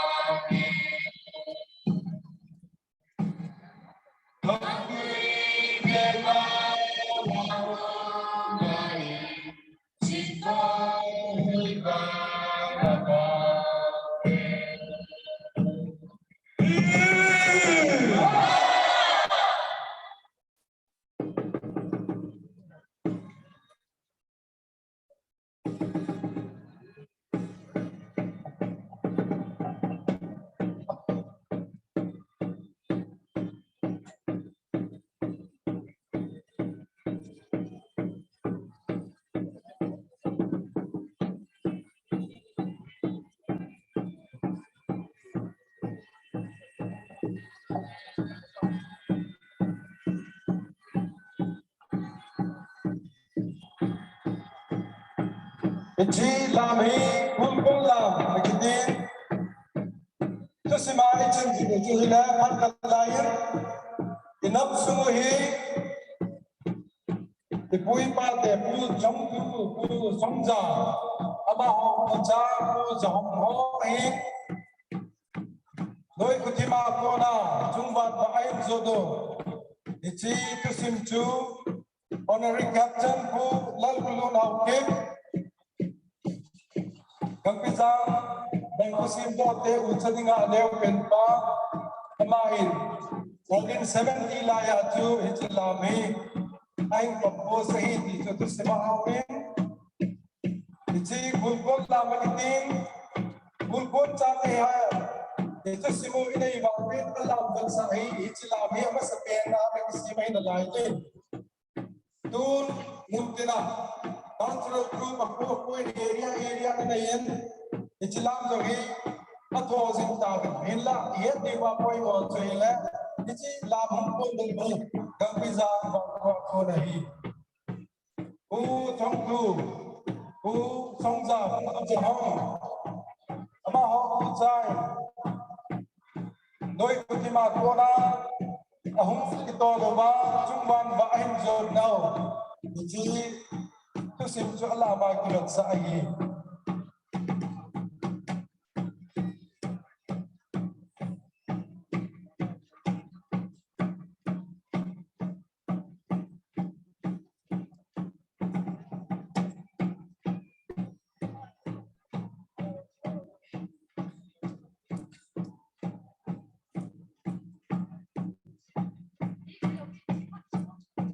media chom nampi media hi jingwal pa hi gamza officer video hi chule sangai kora kola hi bar MTC network hi media hi yo to sa tu se gei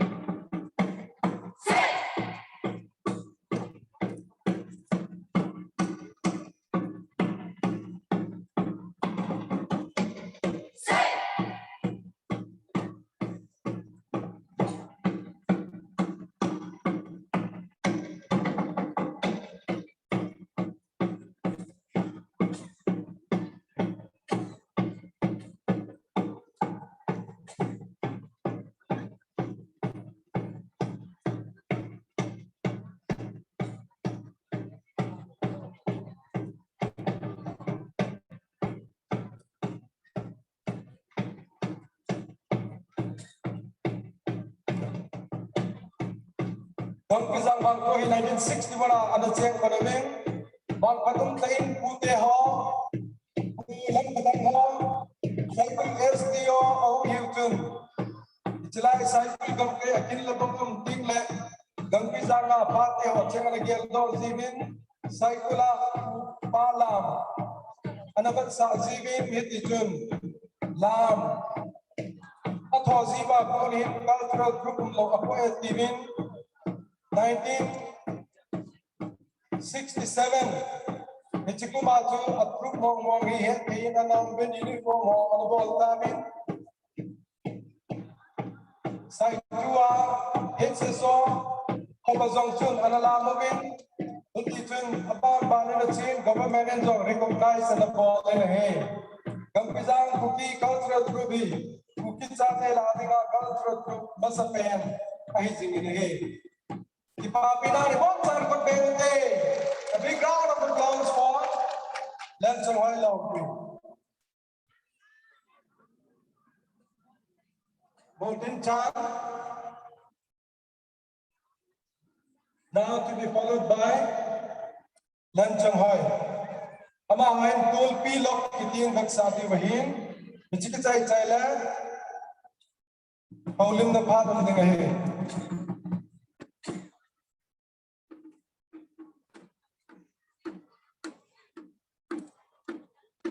Gangpijang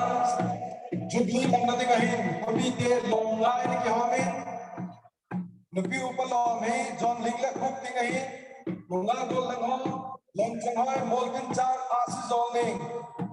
Mitap PP di John Law member abon lamjo de pons is Dol Hambo Lam Dewi.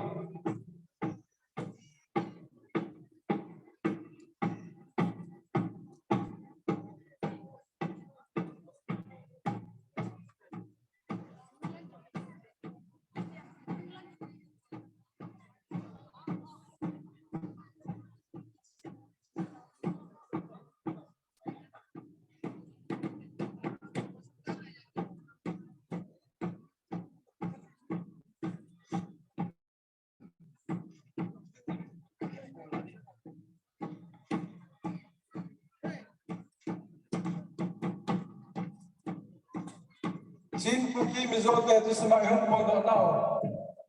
Sunlung Cool Itichun Minza Zaganay. As well as the Bangin who some two some Zab Doi Kutima Konin, Ahumobin Chumban Ahum Lanun, Ahum Jen Tawin, Ahum Jen Utakilani,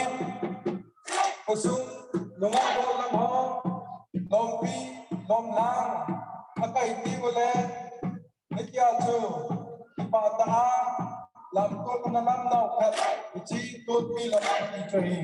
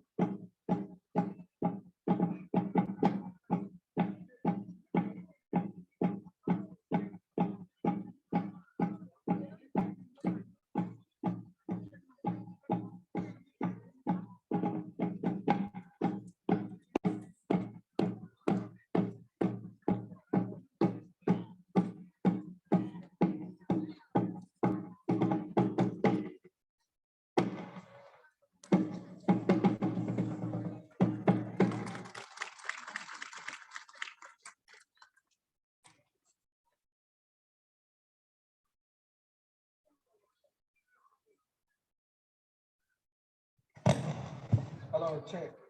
Tua hi Gangpijang to sim chinging na so many hondo na pat heading a hin. Ain hondo ding hi pu bangpu kung sai MPS. To our first IRB commanding officer hin. Kangla Chule Churachanpur Apu Kapahin. Ayong lapi zig na chunati patu saving. Ama hundam lain tin and hondo zong le. Reverend Dr. Lamboy have given. Taunai lam do pi bin tin. It's zong ting le chun. Aho lim na pat hung pay ding a hin. Lom alam chai ho zong. Ilom lom muna anachi within. Nuna sapang when to the eye and the house was on Kipatu is saving ahead. Tune on the park.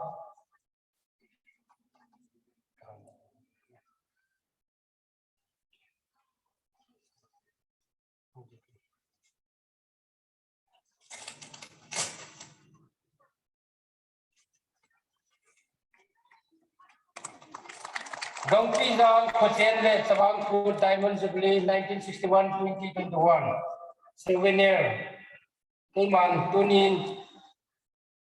Pathin Mingem Hondo Nakanay Tai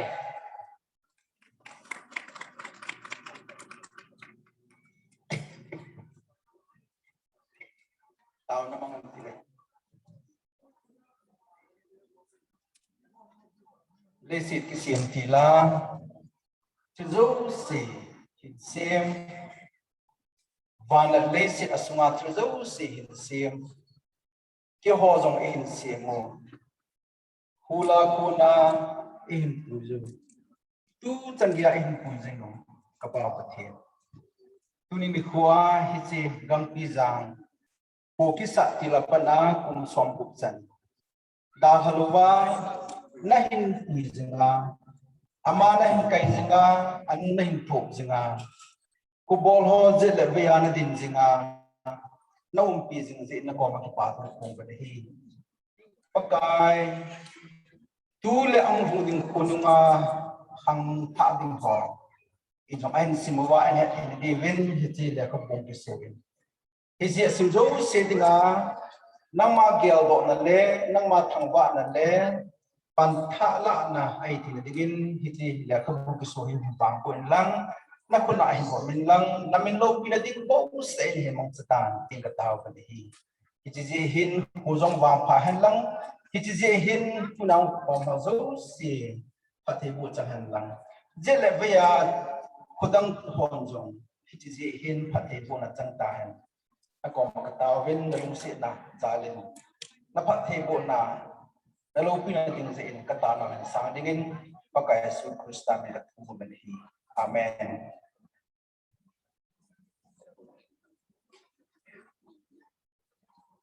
Iti first copy BKI Bethesda Kanko Institute dingin copy tun souvenir committee chula good committee kain donate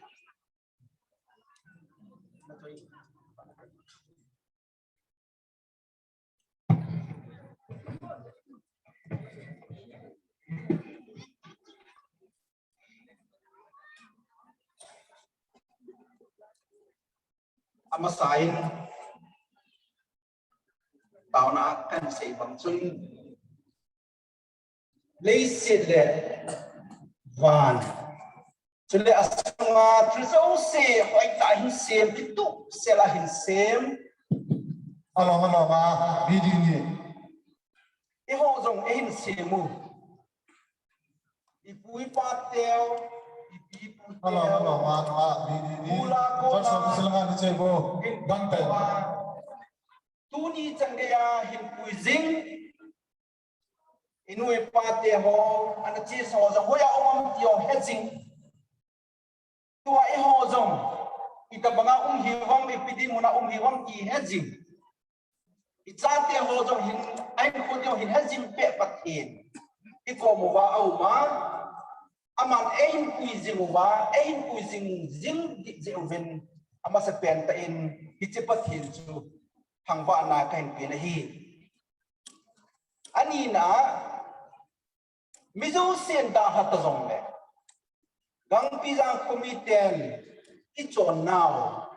ukite chon na 1967 lama pana lên bắt đầu và tu chẳng gian lên duy và lên xiêm hỏi dình diệu hiên Gangpijang committee họ dấu xì chung à thì bà thu cảnh xây dựng nó cảnh bà chào viên cảnh cái thằng anh phì bên này thì chỉ tốt cái hơn chun thì chỉ chọn đàn cảnh đàn họ hạ sắp ta ai lâu lẽ bồi bông của mà nên chỉnh tu một và nên xiêm hiểu và thì chỉ ra là cô sung nó mới chấp bằng hi hành lang at tiệt hàng hi dòng lại là bốn chắc kẹo và itu đi là năm panu hi ba chắc nấu mồm viên thì chỉ hi inam pi viên dòng à vậy là à dìu đồ đi nghìn để sao là lên tiệm nào cái để ngang là hi à thùng na tu ni khoa phát man tâm pi hin pi cái gì cút ai lo lệ Jubilee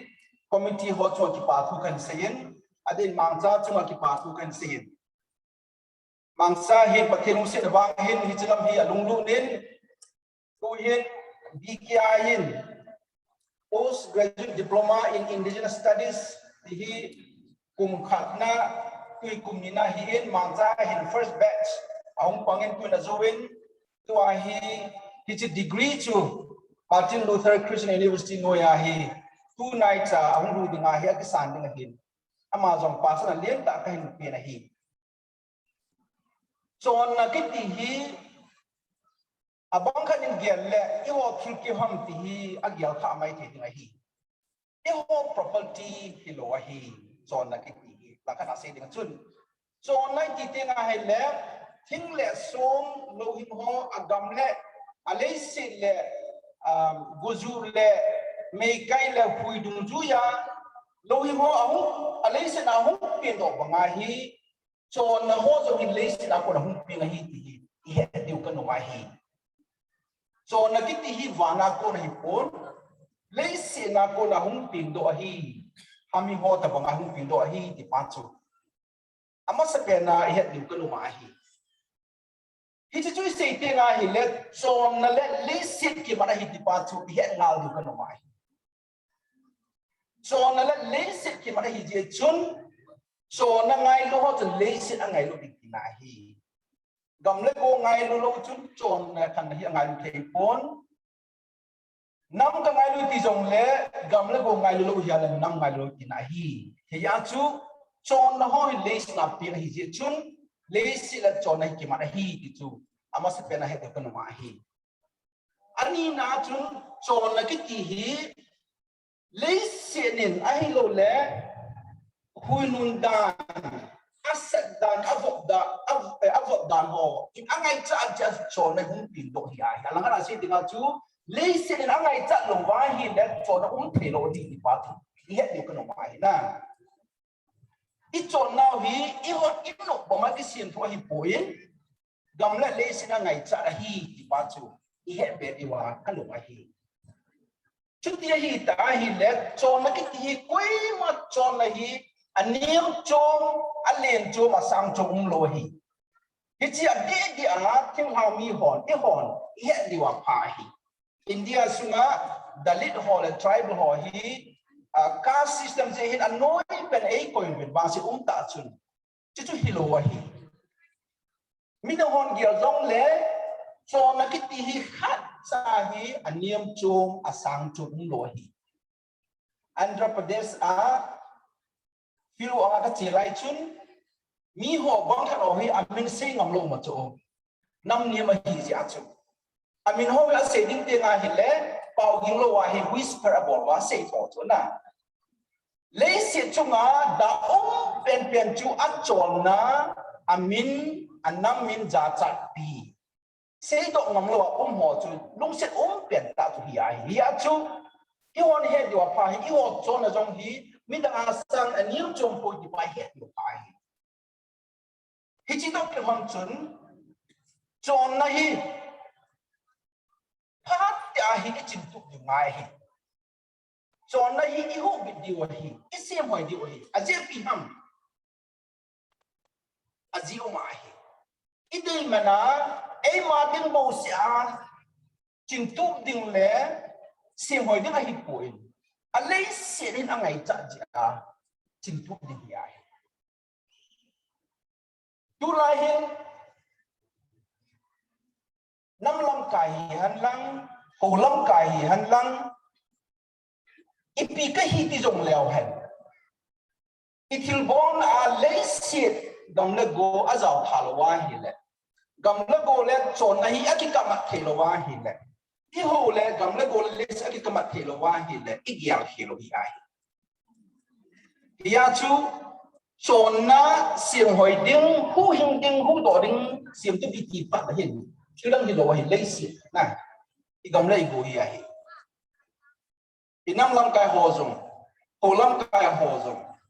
ko hi zong le he di wa pha chu chon nai ti tiang le si hi le si ti tiang ai le chu mi zo si a ding hi ai i pi sinam tia hi le Bible even na le Genesis bung khat chang som thung na khat chu ba na hi patin chu zo si simin a bon che a hoi so ke ti cho na a hoi so ke ya ti la thi ho chon na i hoi zao thao cho na ke ding a pa chu ki le thu phu ni sim ti nga hi le Bible simos het deu hin thu phu bung sa gilang sim ti nga hi le pa khat ting le van ga ma hi mi zo sim tribe zo si ham zo si chon dan zo si pa thi ba choi di ni zo it's pa the tune e ho izao lo wa hi le van dong bu hin lo di ni lai e ho chon na azao lo wa hi le van dong bu lo di hi lai e ho chon na am na di ma zo le si nga hi zo gam na go ngai zo hi chi hi za chu chon dan hu do ding eventually ti pha le i gam le i go zao thai ti pa chu pa thin thu to ki to hi ti pa chan he tharo thalo mani hi chuan kit le i ho chon na hi pi ham i ho chon na hi i pi ham ta i fa ti nga hi le tun ilanga ka bana hi le sang vui o men da chung chung o men i ho chon da na chu sang vui ho zong hi i man ding a hi le thil kiu bo ngai ki mo man lo cho sang ki su ha si khan de ki ti a dim tai ki ong cho i piti na ha i heli kong thil le song zu le wa thila sang a to ki to de lai chon ding han ding ki ho chon na hi cho ku ki te chu ikim vela thilom ho to isobi sangam to ichen kompi ho to ki kamalo ki thelo hi ti pa ti chon now we cannot exist we cannot live without relating to others chi ho chon nai cho manipula I ho boina chu pi ham tia le conflict tam pi chu nam le chi le nam ki ta boina tam pi uma ting le so ho tam pi ki su cha bai cho su ho na ji a I ho chon na chun chi chu a dei lo hi cho chon na sim hoi ding ki sim tu bi ki pha la chun I so pi sangam I kim vela tin le so ho I chen khom pi ni chi le nam da ho to ki tu de la chen di khom ding ti nai chu I ho di ma chi chon na hi chu hi chi hi ja chu I chon na ho hi sim tu de hi hi chu I se no ma hi a zo na di na kil pha ki ti hi akon na hi khat bo se na kilpa kiti aku nak kat bawa sehin pati nahi. Iho chona akan kui ti ho bang chu pati na ku nahi. Iti hi ja chu chona hoi tai hoi izui te nga hi le pati dung hai hi asia pa dung hai hi. Iho chona om lo hi le van gam jong bulin lo de hi ti sei ta vin. Iho chona om lo wa hi avang siding chu. I chen khom pi ho. I vel la thil le so hoi wang siding chu. Ipizina mitia ila mo I hoi ngai cha na I ho mo ki mai cha hi chu yo chon na hi hi ta ki ngam to ki ki to hi na interdependence ki hi hi hi a chu chon na I ti te nga yo chon na I ti te nga hi le khat lo wa khat ki pha thei lo mi to relationship nei lo wa ki sam kai lo ki pha thei lo ai ja chu ji chon na chu I ho ting bo se hi lo vin ít chuyện ôm pi ít số pi uy là nào thiên lệ song thiên hạ sang áo đình riêng áo song ai thì ba chú ý hết đi vào khăn mai Gangpijang committee ho avel kan pa chama ho kan hi azo na ka seno chi no ko ma thilpha chu pathina ko na hi ta hi le ti chu mo se hi diam azir be hi diam ti pa chu igya khom ni ko ma hi ka kia dan hin chi ho chon na Gangpijang ten kum som nga wa na hin ji pa hi azi te de na azi te de hi azi kan chu pi ham ta le e ho ding ji hi ding hi kusunga chona ki tichu pun ga ve a hi cho ga kya mai ma ji chona hi lo hi cho hi apun wa ki va sa tho mai hi cho umi ong king the tho na chona ti pa chi lum ki ma khat lo wen khat phatei poi mi dang lo wen khat ga ka phatei poi ti ta gela khat la khat ki tho pi a khan khu a hin ko ban pa ji ho chon na hi a hi chi chu hi aku ti ta ji chu ipiham apat chomna mo si ahidem kilo di mahi tuni ni ko hin azon kan sei tain mi tam ta in ata hanung sanga hi chi iwo chonna nang jui pau hi mo si ahidem a purpose ikayam pathiene ni bia bono ham di panchu azon pera igalo kan man hi igam le boy batte nga hil at sai zo tan na e society batte nga hil le tin khat la khat hi tin akikin na tu akikit tu khan khoi abong che ta hi hi chi hi ja chu Gangpijang mi te le tu ram pom zo se hi lai mo na hi gol no ma khop hi ko ba hi chi khan khoi paten ei pio hin hi chi khan kho bor hoi ding le hin kho mong dinga anga su dinga hai tu ni pai bol ni de pachu pathienin ei si sa no hin te tia ka gya la hi tu ni kwai azia chu thil pha ku na chu khat bu se yin pathien hi dia chun azona ke dinga Gangpijang ho mi te ho nu la pa te ho ul nau sa le nau te ho na thil bol hi thil pha hin no hi va ta ba mu hi bin lang no zalen igam suma inang suma kilong set ale kisam ka na tha kin han lang mi hiam jian hi lovin thing le sung le ju le wa ho chan bizin i ho khan kho hi thil sim ho jo sinam heta han in hette han hi azona ke ya ka tik ngom naw le ka taw na cho hi in hi chi to ke ban chun kita bang thil phana bol zeu hin ki pa pina zan le no na to khom pina zan le na ha pang che diu de zan hin bki menen gift nyam cha kan pino man chu ka phai ka chane tale phante don kut committee ho hong man tin gift nyam cha hong la le ki pa man te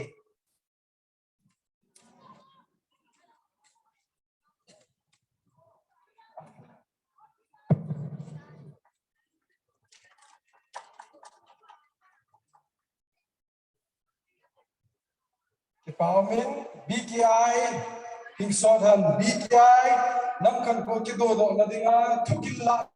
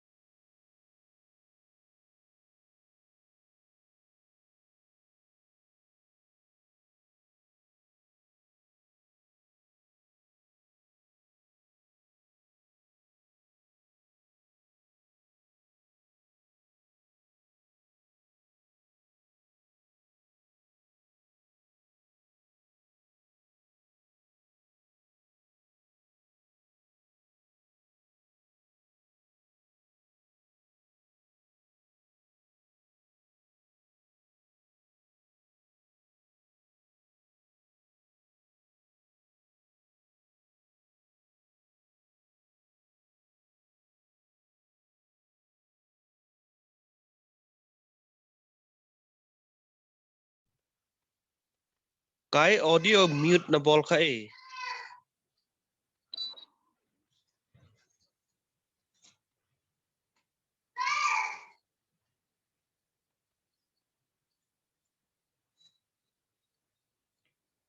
Uzabel hadi nikal uç diye muda.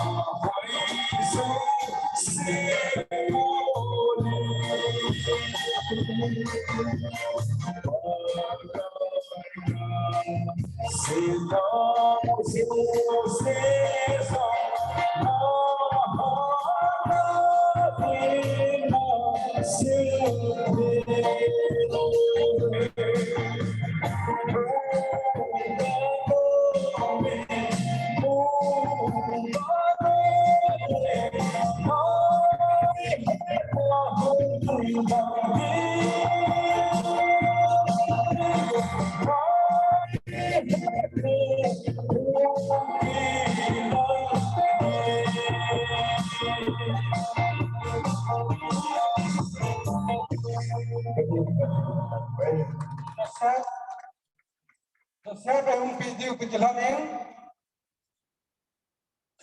Akileding ho ikawahin, agiding ho sundilale ng ho dinkin at tumakigong nang ho kinkigon na artunia ileding ho lo iti ho moding ahizya atu vangkho zola ngailut na zala tilpi deu sa kipudi kidaizin put committee le langa uti ho hum kiton din tilpi deu sa sa meeting zuting le ama ho kigelo bentin Kung naisela astes kung ay happy tayo doon, Joseph Ikauzing o Tikalanin, I would like to request the Manipuri cultural troupe to get ready. Manipuri cultural troupe, masiki isay hekloy na kanda, noiki matampoy zarani. Masiki isay ama hekloy na ka, Manipuri cultural dance from Ikaw village. To be followed by Purum cultural troupe. And the third will be Lakoila Lamkol from Khangdong Lamhil. Mamangayda ako'y kunda kut celebration tao nagasu kunjami. Ako'y masin na nungay na tao ram mani program se. Hanggang kuna thanna panmin na baichin na jati tongan bakoy jaragasu nung si chana na hingmin na ba ako'y community tongan basi request ko jaragang si noy election bibi kidamat na yam na thagatli. Now the stage is to Dolam Joseph.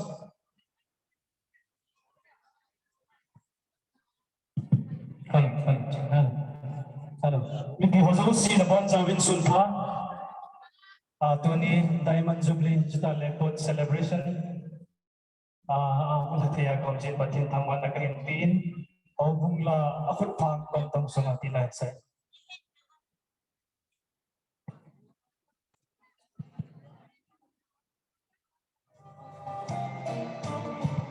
Akut dek thai ikut gamut den.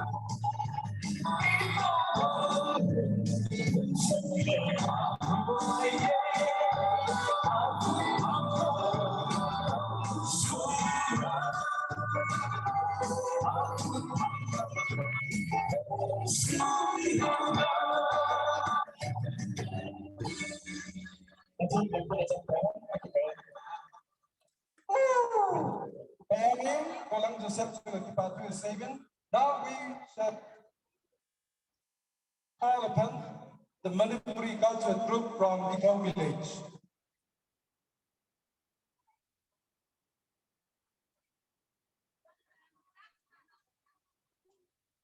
We are so glad that you have come to celebrate together our Diamond Jubilee.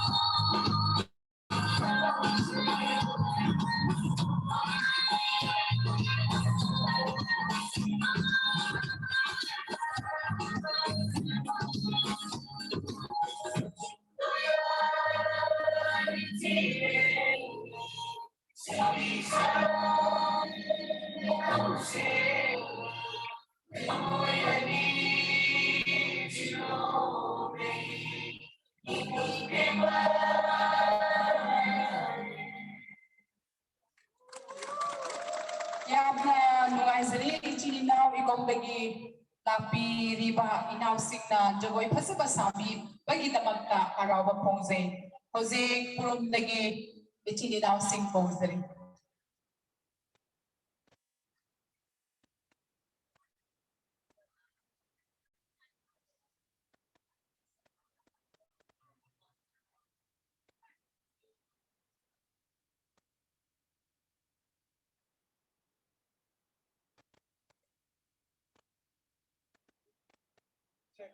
Hello. Hello, check.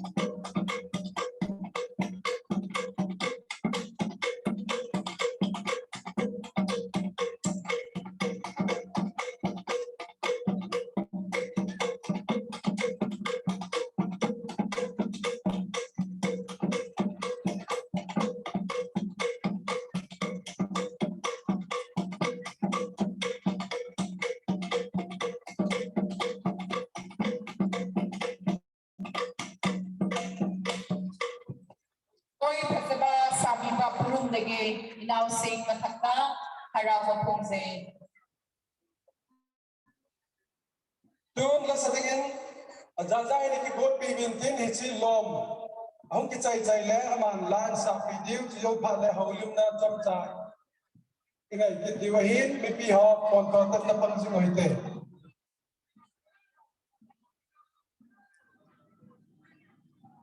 Gangpijang Diamond Jubilee celebration ahin kusung mi te lom ngai ni ki homen lom ho chu chilai ki ta ho he cooking molten chan len chong hoi chule southern part of the main hall hin John Hingle as John Ling Ormin cultural item chom chom display ki bolting in lam zo la chom chom ki thoi twa pi cooking lom pi hon item in belsa de hi heizam sab chule lam ko malaya ikui paten na ato ting le athau ki be je te na dingin heizam hơi kina na samun Allah lau zamana sumilun lo malin tata ana lau do tayumin kilga ana zo zibin du khangin hijit unta hi hanang paiman suzom ta hi zong la alim tho takilan chun Gangpijang komite biar kona nei ta hong ki bol hi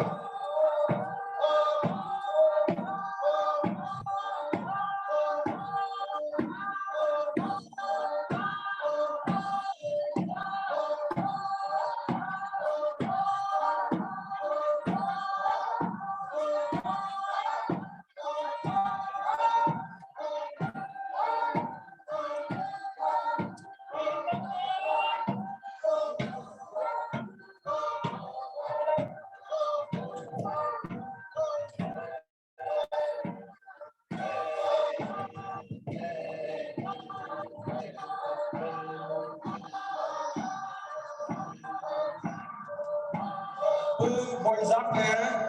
kolang Joseph jang trek ke kapal di sun ko hang dingin ka het sabe ng seren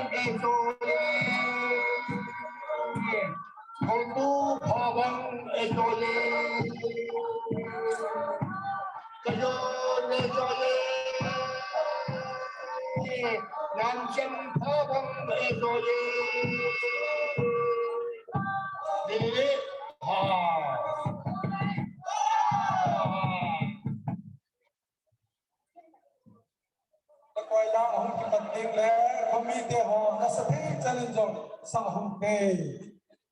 sa sama sa kasilong kanali apat tuloy orang jo silang ke thom tan yang sa jam tan ke holo ma he ke ro ho bu pi te ho te ke ho sang ke hom ta ha de ka ye ling ke na ke ma bo ra ke ka he ho ki du ke he pui ba la ka kan bo le ke ku te lo ho ni se tho ta ye Oma tu yo yo hút cho mình lồng pin dễ là rồi đất núm giang lông sông đất núm giang lông sông chung năm trăm cô ra cái sự chân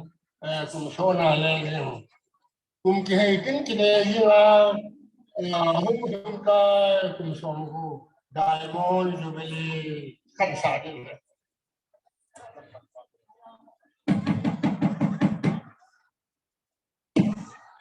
aku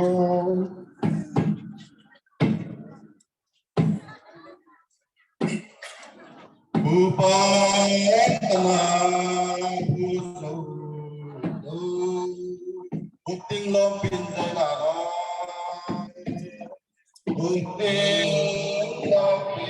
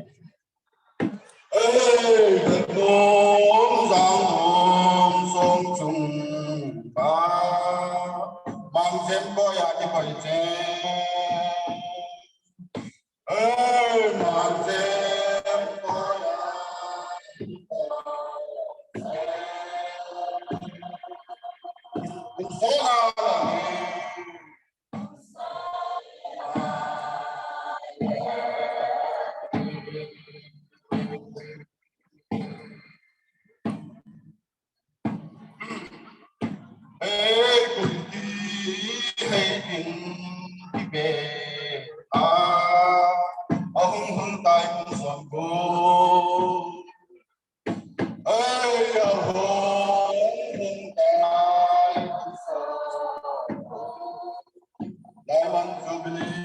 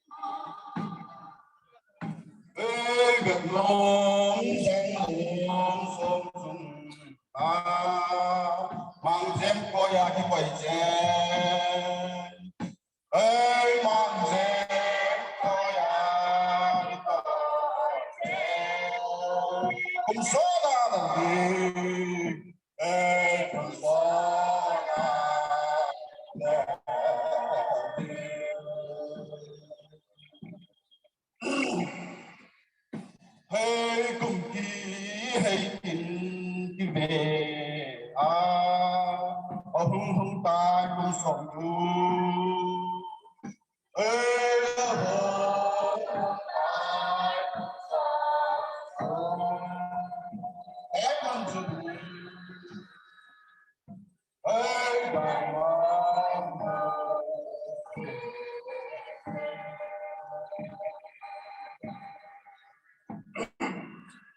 ê đi ba gần na của mẹ ê ngày chán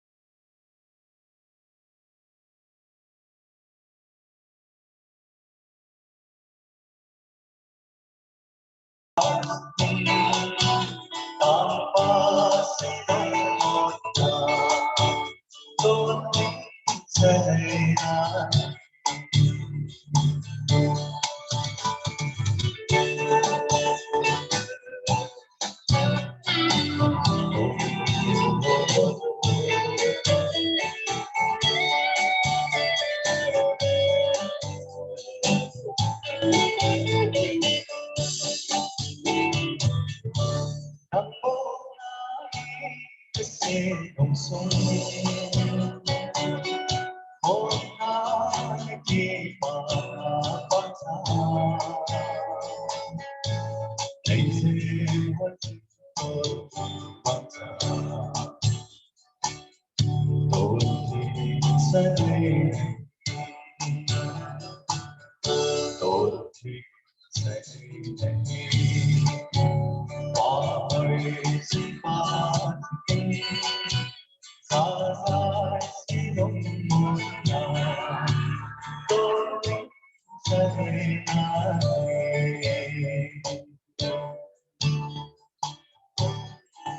you.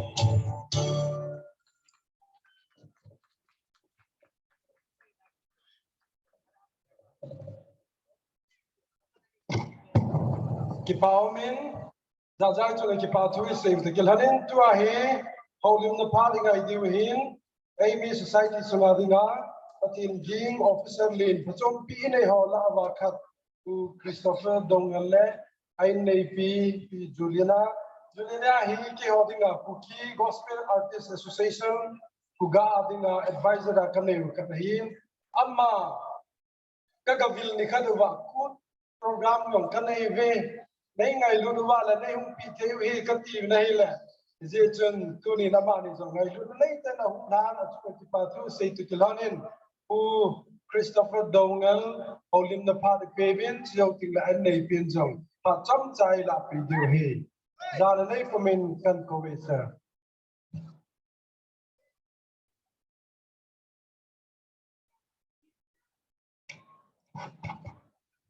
Amasapenin kaman hat ha looking le Gangpijang golden Diamond Jubilee mo un papa tiyan Khangdong Lamhil lang kabanga kayong nang hola at yakapan kakipa maman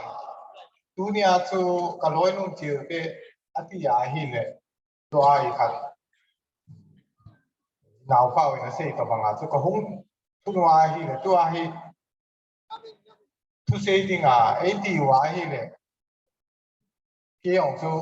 kaki golo de chun na jong kanar was tunin jizo ting le uma jong za ta ta ikat reverend ho pastor ho house ho jizo ting le poma nuros mang si te ho la jong dang dang o min amun hi lampin ki ho jing jing long le kalu kha lo lai hin su ni kalu pa ama sa pen hi di hin a ko hi ano ma ma jizo ting le modern jong khadamin a modern in khadama thing thang chen dan jong hi ki ya hin anu ma ma do ting le tobang chi chan chan ko ma pa na ku di ma na ki pa na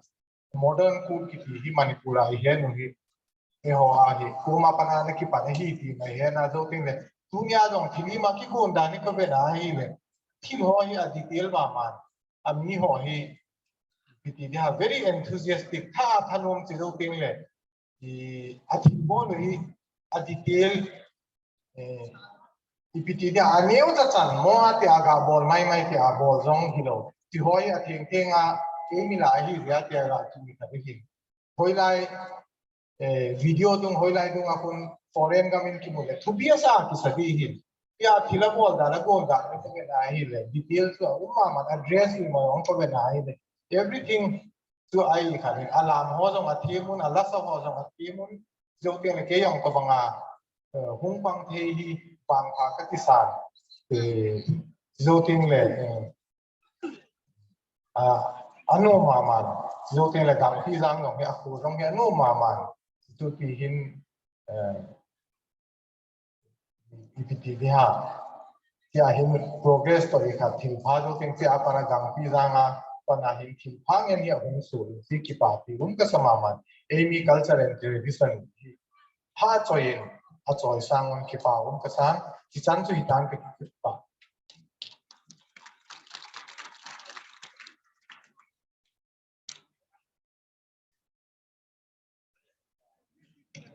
Masahin ni ko le pa kha AP wa pa pa tin ka thang ba in chule dunia hung khom zo sin na bon sa vin Diamond Jubilee chi bai ka him bol in him covid healing the in heaven kumasai hanlang masalang hizong le put kiti jong hi anaki gel phatalo hi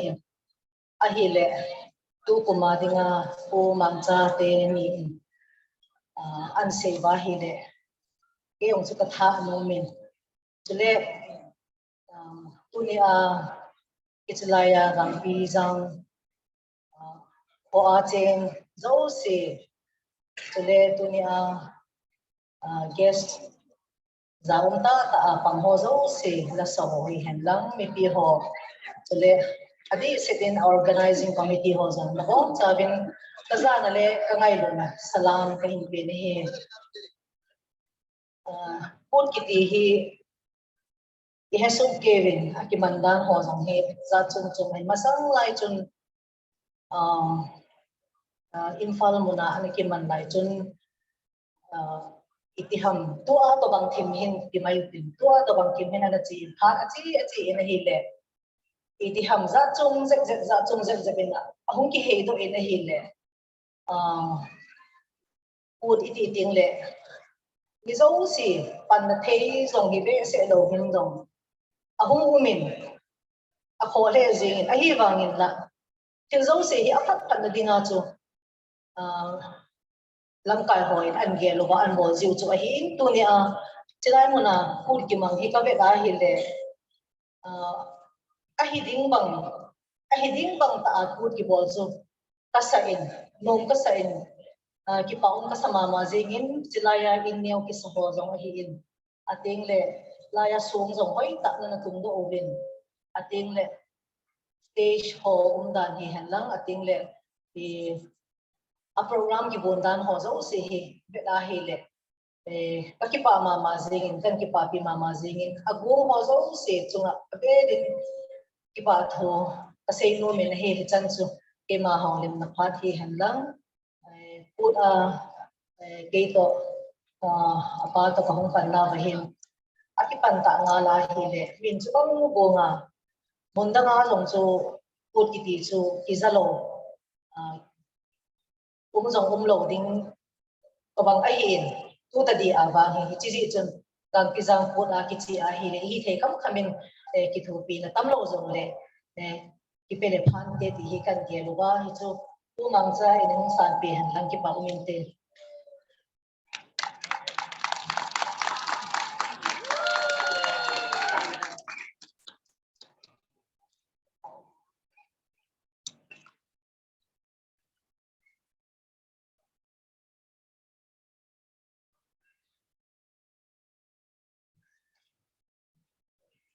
Amasapen patien kangwai ni sanna mayam da ina request taujaning ba mali ai all cookie or busu don se dum ai koigi lon da dum koi banina koi ari hain tupi nganga abadi cookie lon da ngang basi koi yam na wai choi gadra choi rabadi aina ngang da subject adu toina fail oi gani hakchi aina hanbadagi aina ngasigi kajik urabusu aina ngang da si manipuri lon da ngang jarakte ahan bamakta ishwarbu thagale aibadi karisu leitaba aina ngasi Gangpijang gi sahi humpu suba amadi Chavang Kut sibu yaw na bagidamakta makoina aibu kaubirak bagidamakta ishwarbu hanna thagale aduga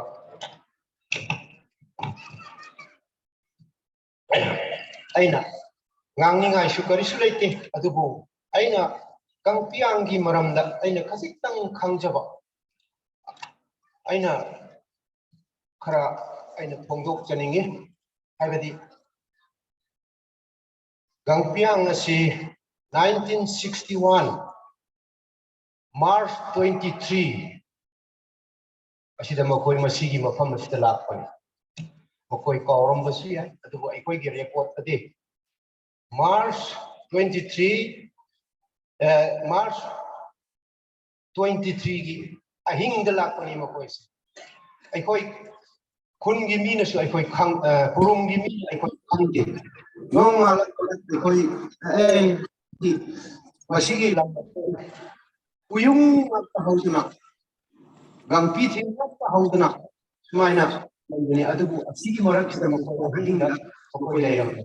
ꯑꯗꯨ ꯑꯁꯨꯃꯥꯏꯅ ꯇꯧꯗꯅ ꯑꯩꯈꯣꯏꯒꯤ ꯑꯁꯤꯗ ꯃꯤ ꯌꯥꯝꯅ ꯂꯩꯌꯦ ꯍꯥꯏꯕꯁꯤ ꯑꯁꯨꯝ ꯈꯪꯅꯔꯛꯄꯗꯒꯤ ꯑꯩꯈꯣꯏ ꯂꯥꯛꯑꯒ ꯑꯩꯈꯣꯏ ꯈꯨꯟꯒꯤ ꯑꯍꯟꯁꯤꯡ ꯂꯥꯛꯑꯒ ꯈꯪꯅꯔꯛꯄꯗ ꯑꯁꯨꯃꯥꯏꯅ ꯃꯈꯣꯏ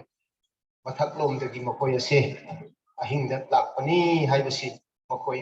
ꯑꯍꯟꯁꯤꯡꯅ ꯍꯥꯏꯕꯤꯔꯝꯃꯤ ꯑꯗꯨꯅ ꯃꯇꯝ ꯑꯗꯨꯗ ꯃꯈꯣꯏ ꯑꯩ ꯆꯍꯤ ꯈꯪꯕꯒꯨꯝ ꯈꯪꯗꯕꯒꯨꯝ ꯈꯪꯕꯗꯤ ꯈꯪꯉꯤ ꯑꯗꯨꯕు ꯁꯦꯡꯅ ꯈꯪꯗꯦ ꯑꯩ ꯆꯍꯤ 11 ꯁꯨꯔꯦ ꯑꯩ 1950ꯗ ꯄꯣꯛꯄꯅꯤ ꯑꯗꯨ ꯃꯈꯣꯏ ꯂꯥꯛꯄꯅ 1961ꯗ ꯄꯣꯛꯄꯅꯤ ꯑꯗꯨ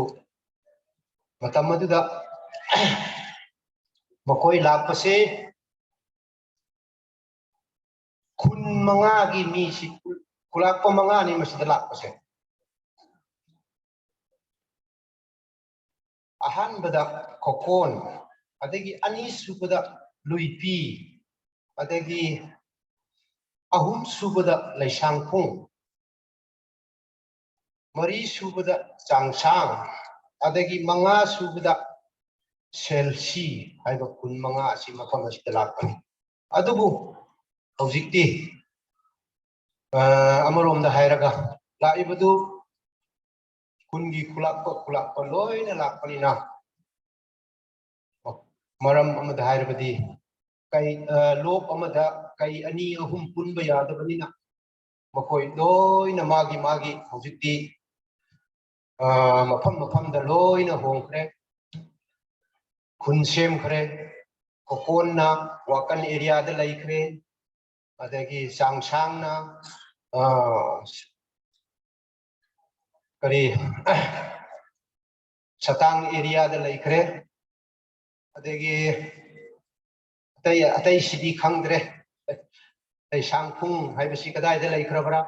ꯁꯦꯜꯁꯤ ꯀꯗꯥꯏꯗ ꯂꯩꯈ꯭ꯔꯕ꯭ꯔꯥ ꯈꯪꯗꯦ ꯑꯗꯨꯕꯨ ꯂꯩꯌꯦꯗꯤ ꯍꯥꯏ ꯃꯈꯣꯏꯁꯨ ꯁꯨꯃꯥꯏꯅ ꯒꯪꯄꯤꯌꯥꯡꯁꯦ ꯈꯨꯟ 5ꯅ ꯂꯥꯛꯄꯅꯦ ꯑꯗꯨꯕꯨ ꯌꯥꯝꯅ ꯊꯥꯒꯠꯂꯦ ꯃꯈꯣꯏ ꯑꯁꯤ ꯍꯣꯠꯅꯕ ꯌꯥꯝꯅ ꯀꯜꯂꯦ ꯑꯩꯈꯣꯏꯒꯤ ꯈꯨꯜ ꯑꯁꯦ ꯄꯨꯔꯨꯝ ꯍꯥꯏꯕ ꯈꯨꯜ ꯑꯁꯦ 1904ꯗ ꯍꯧꯖꯤꯛꯀꯤ ꯃꯐꯝ ꯑꯁꯤꯗ ꯂꯥꯛꯄꯅꯤ ꯄꯨꯔꯨꯝ ꯂꯤꯛꯂꯤꯁꯤꯗ ꯑꯍꯥꯟꯕꯗ ꯍꯧꯖꯤꯛ ꯑꯩꯈꯣꯏꯅ ꯁꯗꯨ ꯂꯝꯄꯥꯛ ꯍꯥꯏꯕ ꯂꯤꯛꯂꯤ ꯈꯣꯡꯗꯒꯤ ꯈꯔ ꯆꯪꯁꯤꯜꯂꯒ ꯂꯩꯕ ꯈꯨꯟ ꯑꯁꯤꯗ ꯂꯩꯔꯝꯕꯅꯤ ꯑꯗꯨꯕꯨ ꯂꯩꯕꯗꯤ ꯄꯨꯔꯨꯝ ꯈꯨꯂꯦꯟꯗꯁꯨ ꯂꯩꯔꯝꯃꯤ ꯑꯗꯨꯕꯨ ꯄꯨꯔꯨꯝ ꯈꯨꯂꯦꯟꯗꯒꯤ ꯂꯤꯛꯂꯤꯒꯤ ꯃꯥꯏꯕꯨꯡ ꯆꯠꯄꯒꯤ ꯋꯥꯀꯟ ꯆꯠꯄꯒꯤ ꯂꯝꯕꯤꯗꯨꯗ ꯅꯦꯄꯥꯂꯤ ꯈꯨꯟ ꯑꯗꯨꯗ ꯂꯩꯔꯝꯕꯅꯤ ꯑꯗꯨꯗꯒꯤ ꯑꯩꯈꯣꯏ ꯑꯃꯨꯛ ꯍꯣꯡꯉꯛꯑꯒ ꯑꯁꯤꯗ 1904ꯗ ꯑꯁꯤꯗ ꯂꯩꯔꯤ ꯑꯗꯨꯗꯒꯤ ꯒꯪꯄꯤꯌꯥꯡ ꯍꯥꯏꯕꯁꯤꯅ 1961ꯗ ꯂꯥꯛꯄꯅꯤ ꯑꯗꯨꯕꯨ ꯑꯩꯈꯣꯏꯗꯤ ngasi fauba hanna leiramba warabasu aikoi chaufatpa haiba tare asigumbashi misingsu yamde aduga aikoi sum yengbada gangpiangsina makoi si misingsu yame yamasu makoi haiba ille leader gi haiba ille wa tai adagi makoi gi kari haigani sumhaina makoina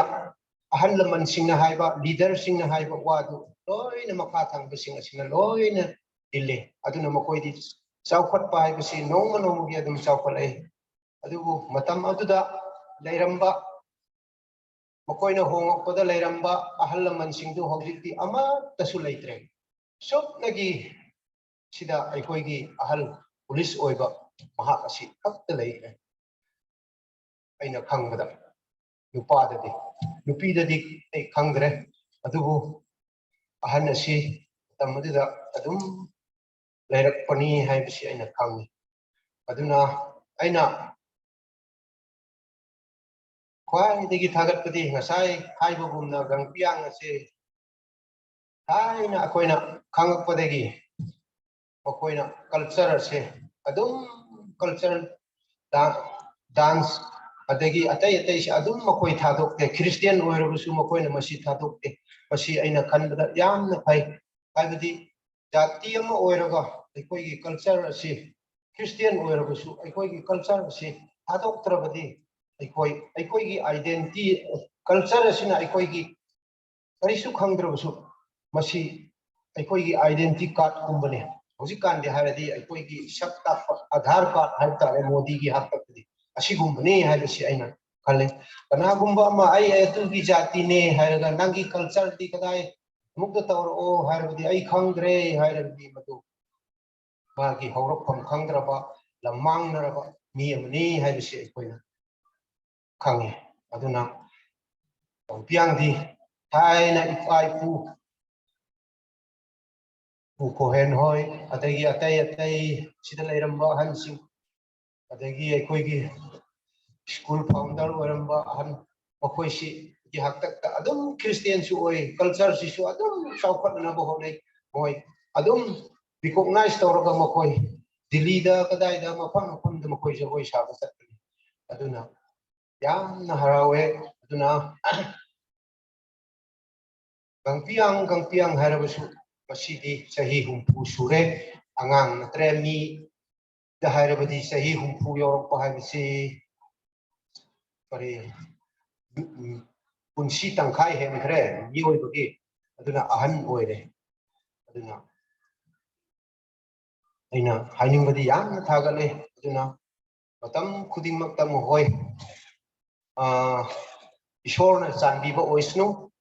adugi sumathakta aina khajitang haningbadi nakoi authority kunbu leipu basingnasu kara khangbiyo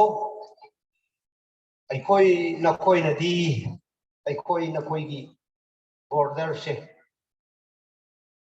nakoinadi senge hairamba ya aikoina khanbana sengde haina khale adugu masi nakoi aikoi chungsinnaraga yengminnaraga aikoi nakoi se nungsina aikoi hainasi lamsi khainaraga leiminnasi haibisi hainingi shorbu thagale asigumba tanja phongbasida aina wahai amani da orbusu thagat wahai haibisi shorna nakoigi takta matam khuding ta singbi ba oisnu asidagi henna se chawpat ba oyo aduna aina karisu natrabasu aina kipakna haibtare dip amatang aina tawpinna ba dari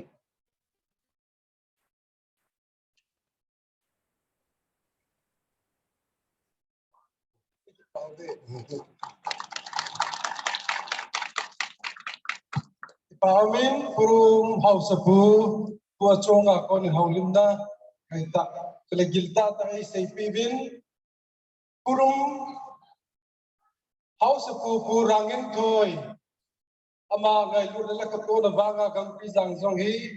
alai ke kosati heti hitu ni Diamond Jubilee jong tubul patnala acknowledge boltabin tuntuhin kupting tompi ho cái trái tán một tin chạm cho cái trái ấy asi cho tin ba các bạn lại ấy cái lẽ mà họ mà sang qua làm một bộ tình ý John Ling Lompi suta lam an vật sa tình ý chỉ suta lam ấy rồi ngay xây bằng bên Gangpijang làm cái gì ở cái xin cái dụng bia hiến nunga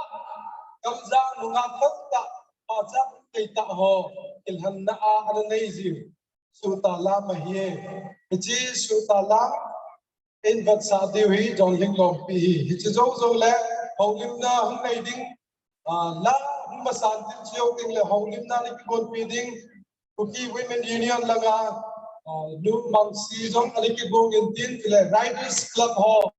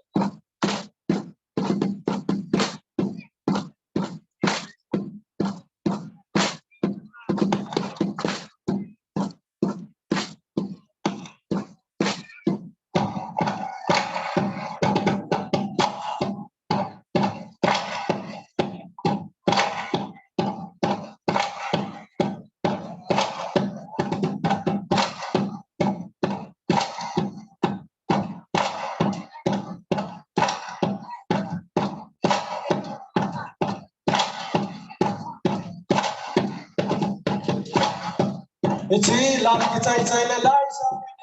ku manglun hauke. Chavang Kut la ai sa pidivin ku manglun trek na kisutu binin kan het sa be.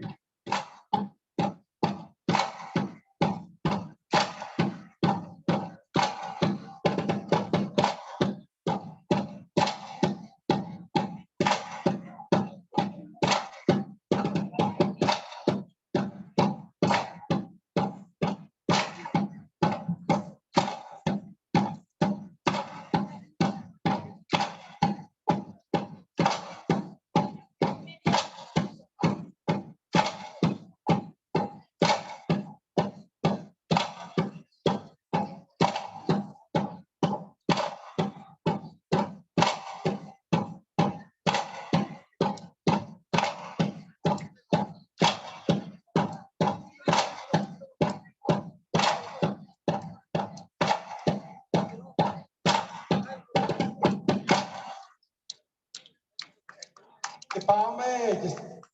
him selling or having a tumor kipatu is saving. Soon, who manglun on the stage.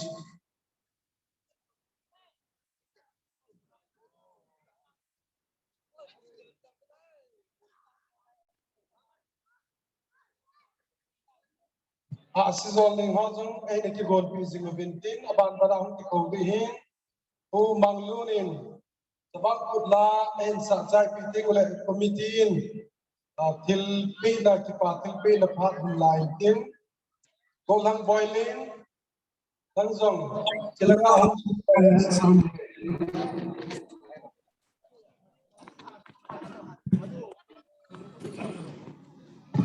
Hello. Nabon sawit Kut Sabay. Good Sabay. Kut Sabay. Timoy tang.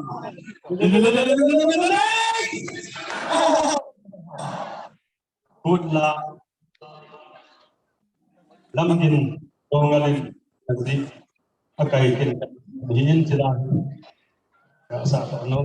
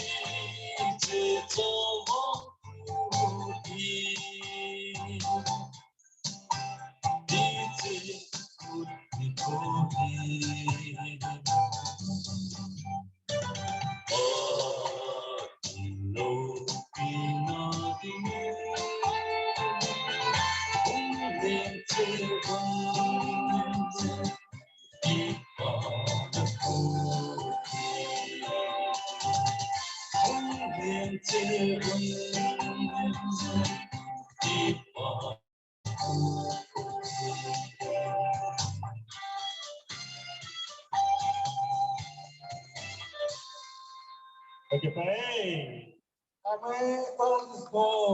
di bangin awat Chen Hill.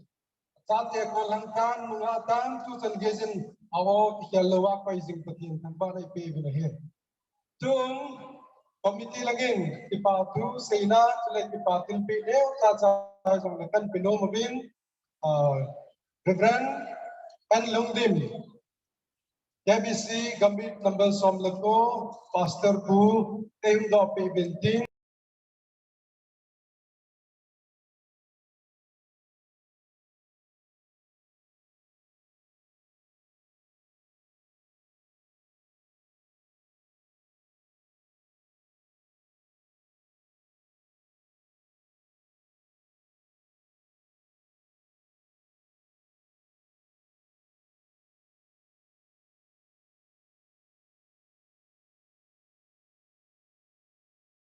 Pasanga Riders Club Oil Patom Kanin Labdiu Suzoting Le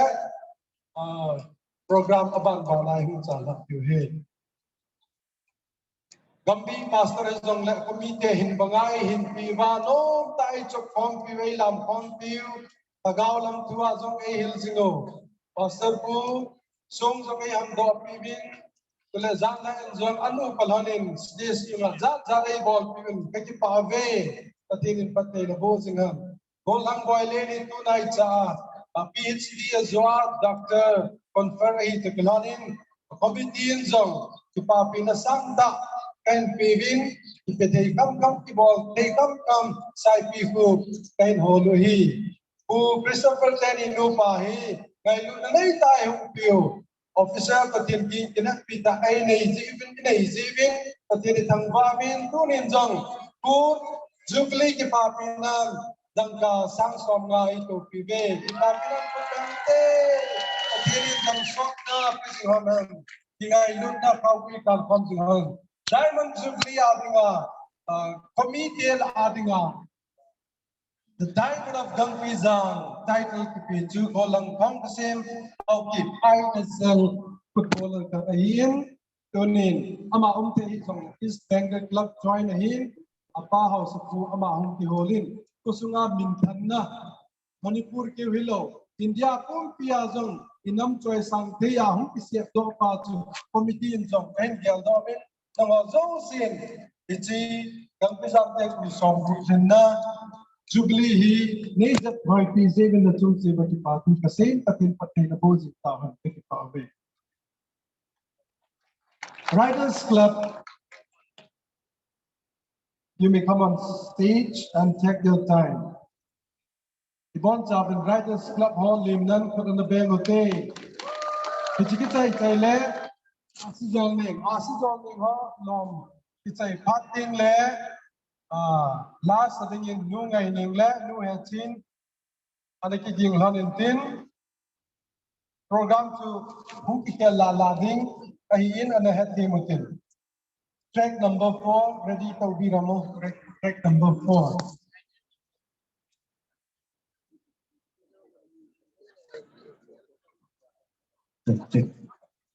Thank you very much. Very good evening to all of you. First of all, I would like to thank God, our Almighty God, for giving our Rider Club a chance to attend this Chavang Kut festival. I was schooling from there only. I started my schooling in English medium from this Gangpijang village, and I live at Bukhen. So maximum of the Gangpijang people call me as a Bukhen Tupa. Bukhen Tupa campaign, and luckily after 25 years, 2000 June, I left Manipur. I joined government job, and last year I retired, and now I found one diverse community that is called Kaisal Wolf Tribe Tiger Community, and our club team is a finder of the community. So what we are planning is that today, actually we are presenting 3 mementos in the name of Gangpijang village, and in the name of PNP, and in the name of KS Cyclone. Our aim is to establish maximum, like we have a charity as a good semester, as a queen free medical camp, free hostels for remote area dari pasal area dari kampus yang pernah saya guna kita so jaga penjaga di juga pernah siapa lagi MP kami kami dapat izin yang kadang bisa agak pernah agamba bagi club community lagi pernah funding tu jaga kulung sana pun terima tu pangmat kami na pasal pernah kaya na pernah ngasih bagi club sih agak hamba 68 Diamond Jubilee itu rebok siang apa ni ay hangmas pili das pernah yung dari ngaida mi ma happen matam season harap October se every October Chavang Kut sa isu dari kani orang lain na hantar tu sebagai bakal orang lagi se thanda lagi pun tong nerkanda umang cha sena kasih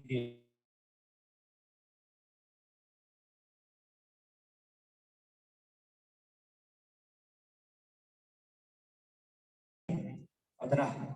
yar kami ahan maktada agi team. I am the president of Kaisal Wolf Tribe biking community, and my Mr. Amber Tongtham from Kaisal Park. He is the general secretary of our club, and these are my team and down there also. We don't differentiate any. We are all tribe, so we don't differentiate any religions, any caste, any best. We are one. So this is our aim to become one while riding, and we are just collecting community to enlarge the community in unity. So ako'y sige aim sila ay jabani andra yang harawi ang piyang siyang tagapagpumtok sari aduga siguro matan bibigyan na magkaso adana I would like to put umangsa so that we can present you a simple memento from our club.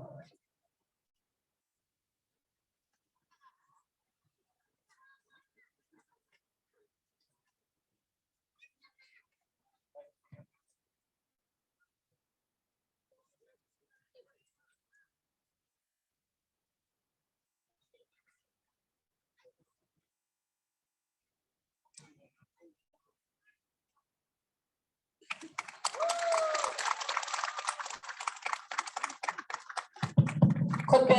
pe.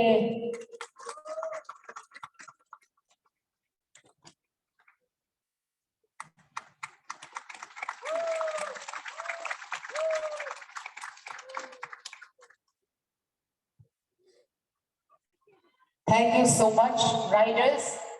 Ngasi lakpiriba ichin inaw, ima iben, bayam. Kung ahong magtada ako'y feast, chak, haradang oirasu mayam chami na si Hayna among pinsindari. Chada na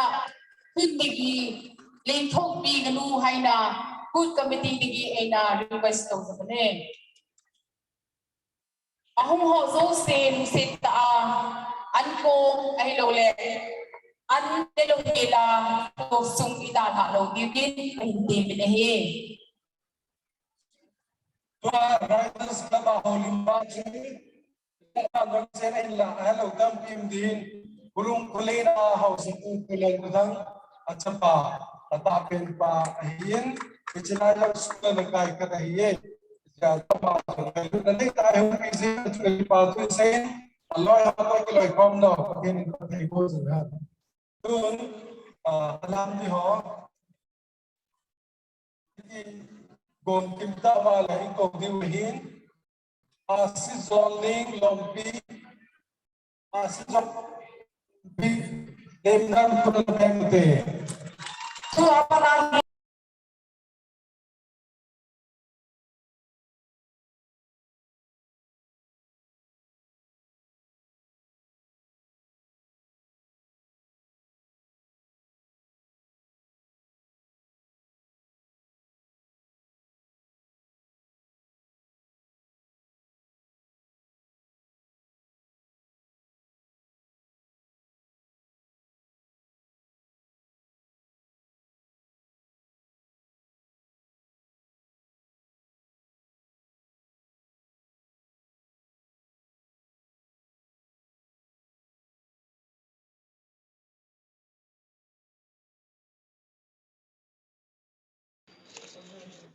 Kai video le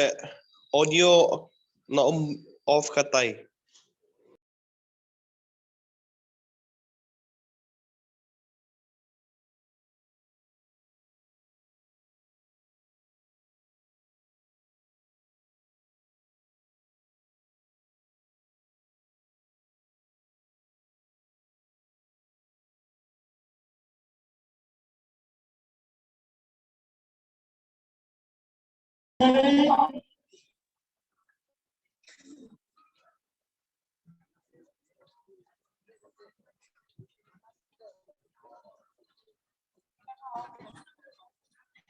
Aki bol ko kisuko jingla kapen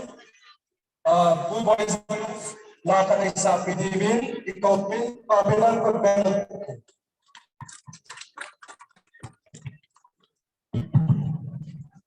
Kamin sa boys ang natang Gangpijang konghin amo hadi lang pinjam na kingin din talaga sa akin. Rock Hibera! Gumaro! Talaga sa akin, ano mga ito ang kingin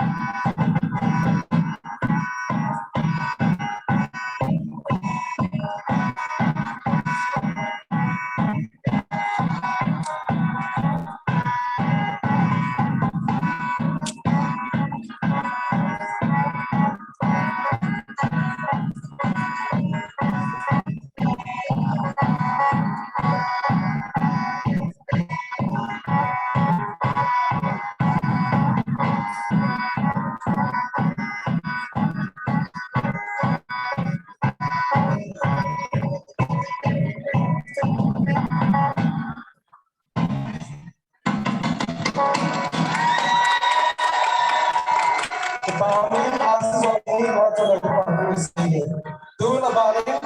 Nepali cultural dance from Bapak Youth Club. In cultural dance in the Sasso Tingle, only the Lam Chiri, Jubilee Choir House on two, Chilamna Tola Home Below the Divin Kanto. Chile Loma Mini Chilamore, Side Stacy, report him all the way long.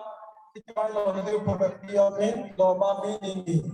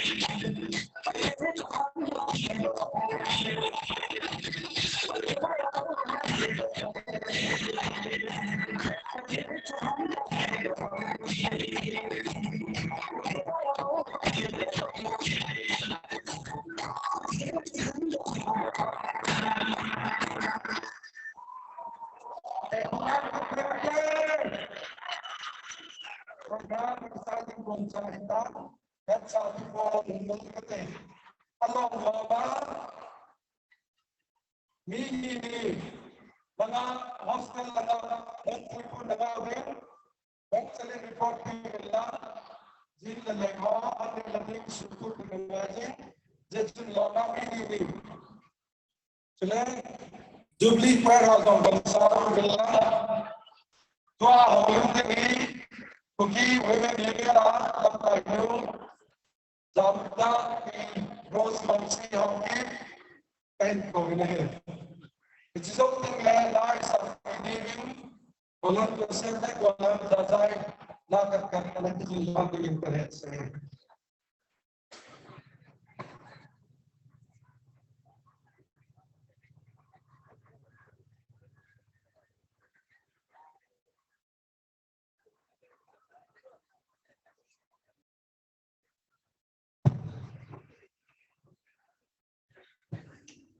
Kino chimtang din kagi pai tawang phadi ki mo mu yo lo ai umizatas good at bolen ai wang platform ai to say that I can kana mang ko de bel soa wang pila ati te na taba ai wale nung me ha na taba ai wale kindang na kabantu tuka na hasi holim na patang ahin iti Chavang Kut celebration iti ahin iti tabaring patan na bopet ilayin yun patang mo ilaw sa pati patan sa iye ngasi magbilang yung Diamond Jubilee na ako'y sarap lalo na siya na lendira pa itingal kung naman po ay na tarang na opsari ilayin mo ni cinta amatani integrity aumetik puni ikamunoki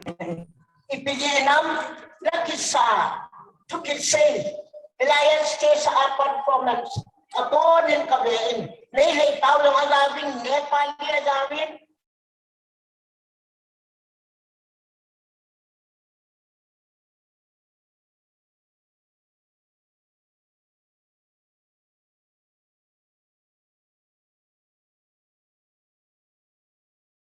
sila ay ubang pangjari at bigyan naman ay yang na araw jari mayampung na magpuntagan jari. Kakipain na patron ta kinatadong dahin doon ito sangin Diamond Jubilee ahin. Kenapa pautin mang dongal sila kema anu kema aninu kema pautin mang tewson heavy kiwin. Ini dong message natatan di honi kan thonan le ma chate ho koma dulayin magazine souvenir at boarding dong le message ini koma kici kisai le akikau le abang lo chuku ai chichot aji laging tatani boy kiroi na katan hitim bujihin tucungin bidongan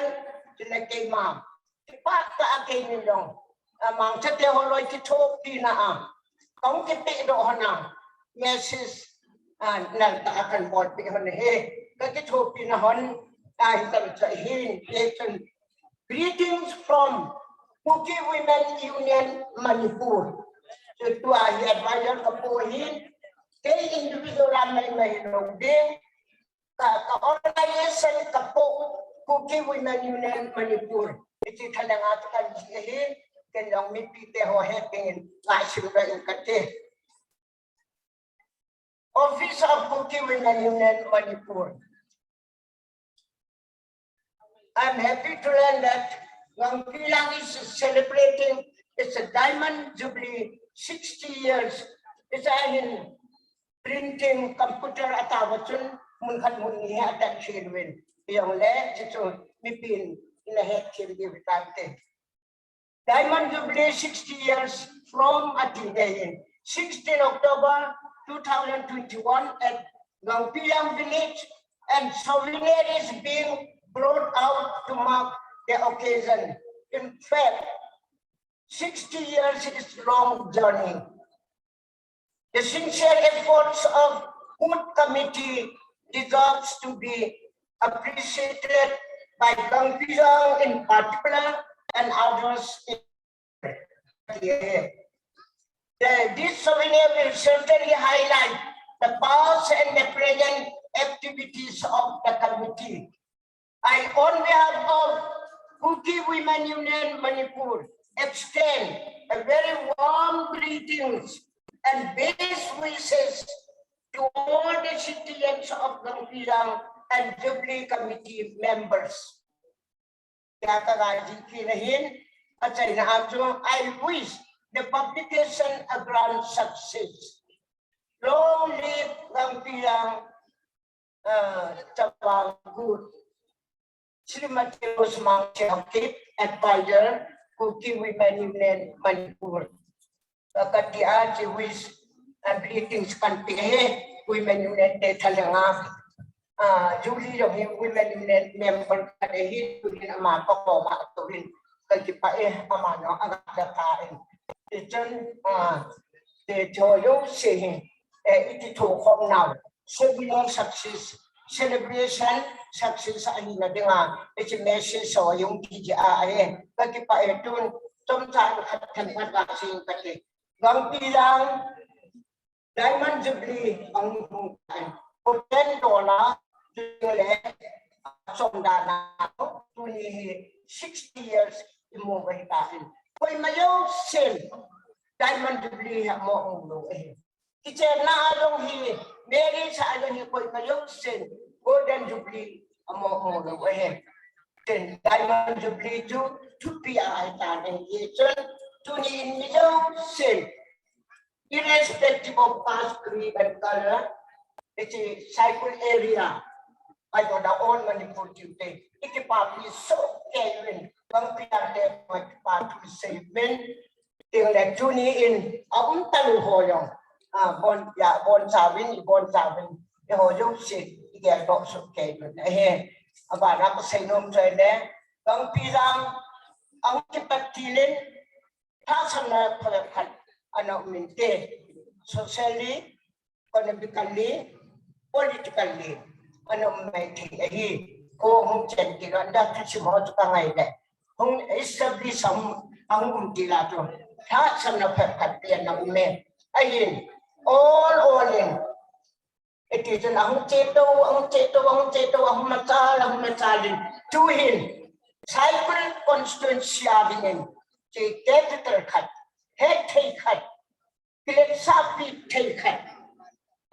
prominent village cut to Ahitane. Nico cut leg, they might respect a bowling. Nico cut leg, Gangpijang village, model village cut. Who is doing a heat is we saw about bowling to the music and expect the ball away. It's a prominent figures, Manipur level, state level, Lajong Kat, two young Pantawin, Kanapa, Sindom, then play the sports lama, then Amahi, Timunoit, Takat, Ala and Chongcho. Gangpijang Kya village Sapi Hillowin. Yo, Cookie Saiti, Cookie Kum Piadima, village Sapi King, Kat Le. Kipapi takat ay iin tunin bigti koma para kung dali amayong dam selhan dile ato akitip na pangkadintahan kicho Kuki Women Union Manipur na amayong to. Congratulations ng kapewin itin le best wishes in the years to come. Inong wish para bonwin ahe. Gangpijang ni ay mataapat ng tema. College lecturer, tribal hostel warden, pan po akipanin. Gangpijang ako ni may hoya tamzo, teman kansi. College yung kaloy, ada hostel ang umloy, tôi là băng khát đi làm âm tập bồi in ai vào ăn tắm rồi sao mà đầm là lại vậy bất cái bài này để chân để chỉ lại của anh nguồn nhưng mà hỏi hi ăn tắm rồi cái mặt của nào cô nào không cái không khác không xây cái ai về educational là mà sẽ là ai này để chân attention one no hintin kile kato ga kan dan thei aga no mai hintin ningon nian ke ma isunga mobin ang putta bin he tu he ye chen chang so juli te la dinga ka la se he ta ki pai ne he ye chen Gangpijang ai matin ahun ding kumte kum ko a bang payin tahan Gangpijang cheng kusum ni te hodo seyong dam so man te la put kamitiong tua Diamond Jubilee mu ho hi centenary in mulo mai te bai ta ite ye chen dunia hodo se om thota a bu yong ine diu cha yong don diu lung ta man cha di hi akit lam le me min ko ke se te ta po in lấy xe lô gì thì anh định sẽ thì tập bộ lên anh thích làm tiền lẽ hình cô chú thì cái ham thì sẽ thì tập bộ ấy lên tu niệm bằng hôm thọ tại cái bốn sao bên cái mong tập phòng để thì cho ông ngồi đó sẽ có mà dùng appeal các bạn còn ấy hiện chân Gangpijang thì cô chú nghe đắm sốt hành hình sốt hành committee họ dùng đắm sốt hành cô biết làm tiền nào lại tiền bồi đi вам eo là in cổ kỳ hạn in tiền rồi nhiều hạn cái đâm số bên việc tiền rồi thì người tệ thì chú các bạn sử dụng mình này last but not the least không tháo là ngày hết tạ rồi điều I say do 50 between 50 and 60 and 70 and I had not like in các bạn sử dụng mình này Gangpijang thật thế chân nặng tu này hiện rồi điều cái gì này với mà tấm gần này hiện rồi thả rồi điều cái dòng này là 1960s meter này cái dòng cái ngoại hiểu lại hiện hiện trên cái này sai thu yêu bao lên sai thu học sập cái này phụ lại có xem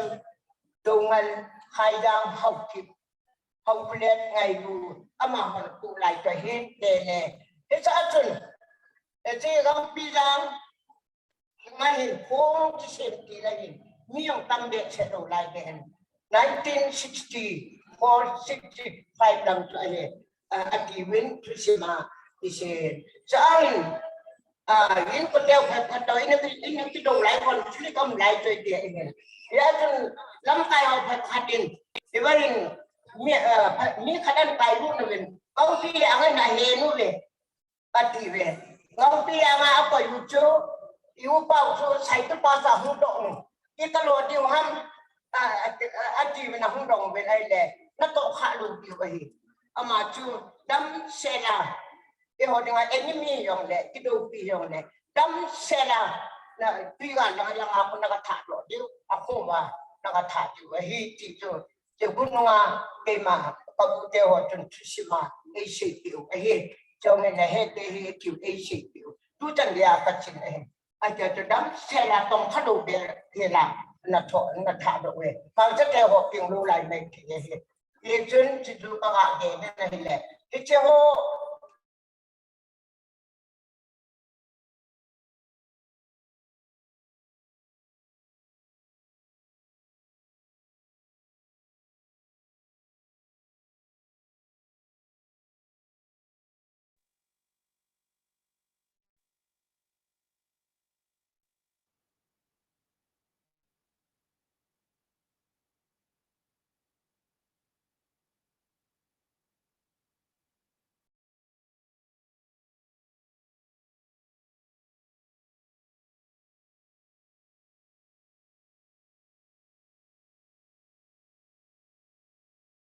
cũng có xem trong ngày mà vangkho này thì cho các bạn xem nó mình này Gangpijang every 5 years election mà hiện election attend đi rồi chứ sẽ cái mà để cho Gangpijang capital anh chỉnh cái này Kung kaya le trai ama ho dinga atingat naw tele do le tun tele capital ane jing ye di ba he ken di no koi di dong le ti sai hin ye chan ama ho no ba ngam piang ten dong hatta tung ge na ane di wa ti cho ya ma ho hi mo ti pele pan te ya ama ho no jing thai ta wo nu to ane share with you hi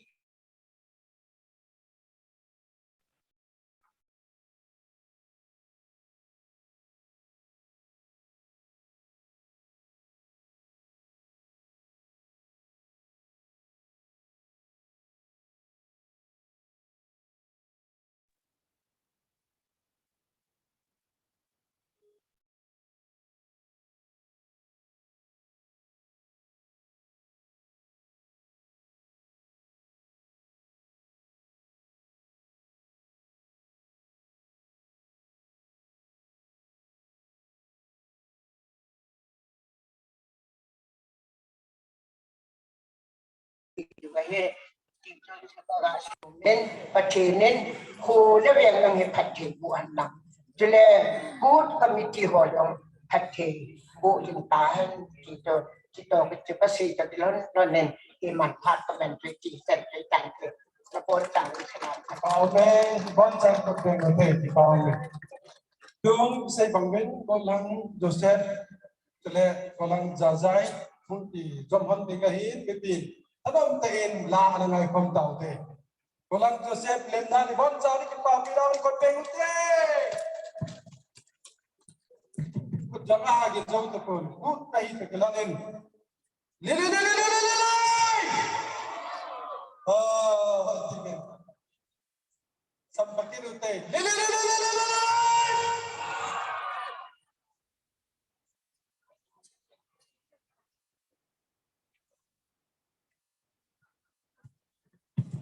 Halo.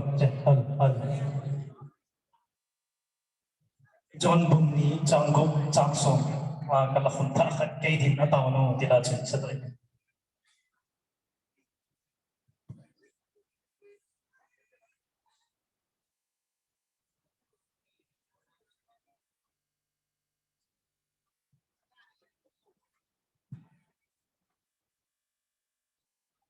Halo.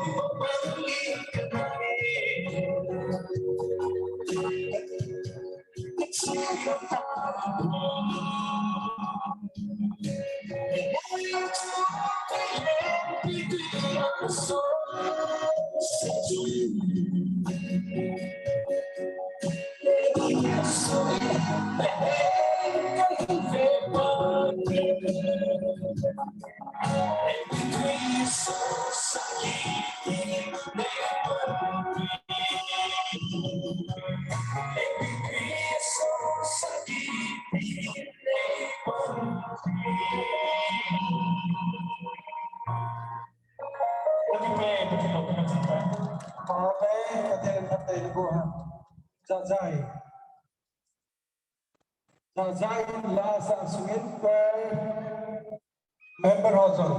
ano nga ang tibol pa ito digin kanti nila.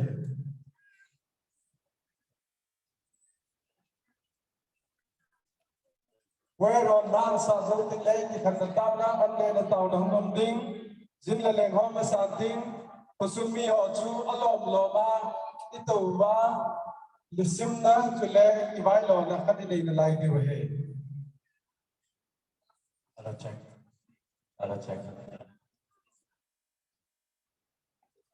Check one. Jessamy Road, Lansa.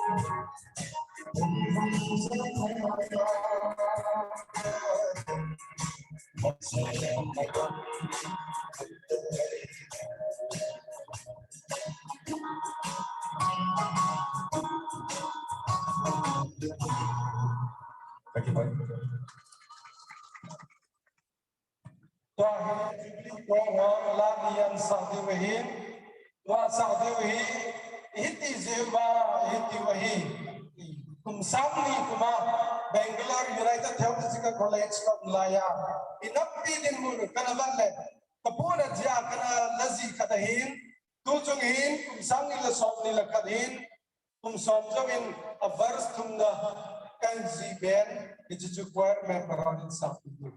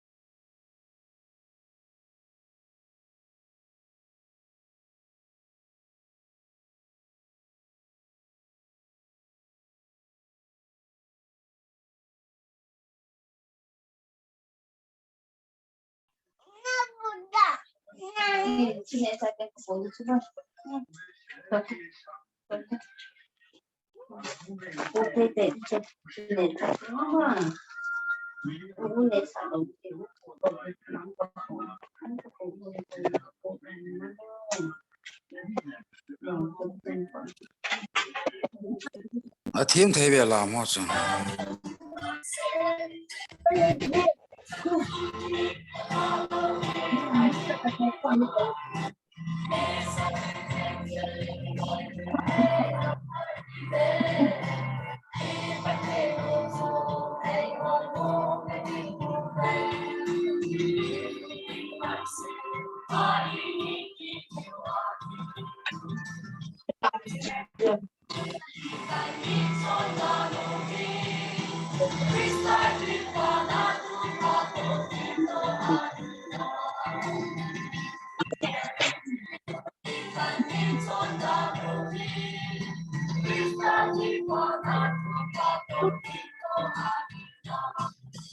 산 연행으로는 되게 clear 비전나.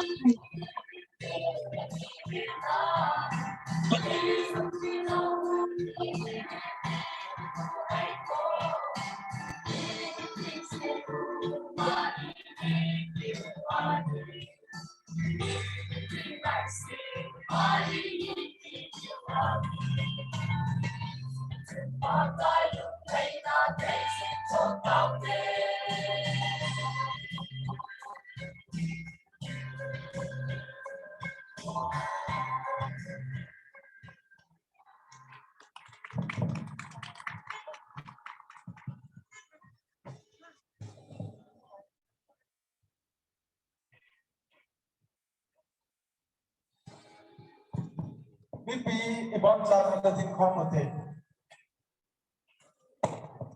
Group Chairman, Jubilee Chairman Hinan, kay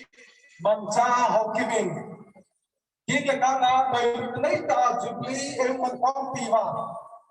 Ang lalsin at si Loy ang tan ng isang at si Ho Chuyan lang at sa isang giya ay umpiho na ipatu kasing ng ozalim patin patangpanahi. Tuning program man nawa ko'y chief guest mampun ahong sa sige orang chief guest tahi. Pamlata ata kunin kung gawin sinako Gangpijang pinay ko ahong loy. Ko himala ba kunin ang daloy. Ito sila obin sila Amy society sumali sa Bangbin. Ngayon na sala ay hukal sumpyo Christopher Dong ay AP sila ay Niloupini subaling kay tingakabol kita daliya kadalan pampi bangkho kung isa MPS aba ho sa tuna sa kipatong kansin reverend puhin at sa isang dinay pagpibing masukaher ikan sule ikan member ho si subaling inang lebrawan di women union na talenga hong tayo debut kaniyain susongla guidance club hoin menjom ako na media partner hojongtabon chuchu magkipatong kansin na patinin dahil pa po daw nangaylut zaman na hong kalso na azat ye zadin pati nabubuhan lang Gangpijang na sumilaw Zenovin kaya zong amimalhan lang ona tao na isang len kain papsing diw tatin mi ngaylut na Krista mi ngaylut na ay kan pam singha ni chikudi ani ki gal da chingin tunin program ay kaidan na hong dikol sa kaidan item calculate coding calculating calculate tangchui calculating elaya buahi thawkin uzal sela calculating calculate sating numehati calculate tik jozo se zinga dingin akikin dotan alike tebut program ahiding tola sila kay nadinga taala lasading hun kisa sa ho chukumi na ziba zamdum program ku zalehin jing zat jong la ong la lai ja chu hun le le hin program kita tungzui na sila po itia ko dai na sa no living committee talent team na kay nei tun Gangpijang te Chavang Kut 1966 kuma ang talo u pastor Chongle Haukimin and the same to wahi put choir holam kaina bon chawa asatay jo se satiu akichai tingle Gangpijang house pi ai team anu kimin tauna ikum ana kikan dingin anne tauna iman pidiu isai bangabin anne dinga zinteleng ho lam kai hoen anungzui ho kena tim ta kai ho jo se jo kai pui pi bintin committee bang hichalai mana he som ka tom dan lai diu dina program ho kibai lo ni he tun la chuna sa ta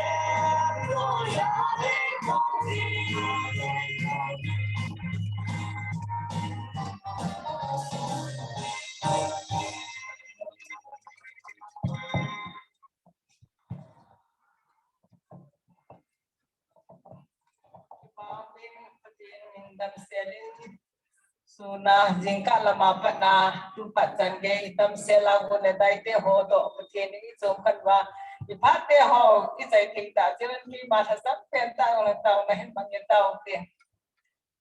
lungsit lengai lut dem kepate na lungsit na kujang pakai tu nien jong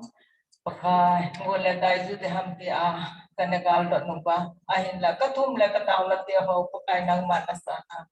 tu ni ni khwa gula dai te ho to pakai ni chom khan ju nang ma kathang ba ni pakai keng la ka nga so pu la nang chak to tu ni pha chom khat khu sum ni te ho pha chom khat ka ki man sa na sung ba jong boi na ha sat na le hela ka pha te ho ki pa ta ka chai thi ta jong jong nang ma kathang ba ki ni pakai tu ni a hi helai mun na hang kal su tu a hi ki nung le ding jong su pu la na pha ba pha jong hin pakai nang mai in lamun arun takawa ngari acina ulam tati ka azong boy na hasat na umrihela in muna lukit ng kataw kini pagkai cito na kusung miten ngay lu na zalen em kung kahisimple niti em kung dong hi patzo siya mukha long dong hilong niya ka long hilong ay la ngay lu na zala kusung miten kiyang lakang ahong hoting le kusung miten nga kain guno nela sa kong pagkai ko ahitahin sa diuhitain nang main muthei lawata asa damo at thiho ko na hinsutinga kani ho hita sa dam na kani ba chi dong le kabor ko to ho do si mi kilo pisa hello ba pagkai nang maloki po na kani thei wa kani athi kani o hithei na tingin kani ding ko nung le tak kapate ho katay to na hinga ki pa thu se pan pinga ka taw na e hu hingo kapakai sisu mina ka taw hi amen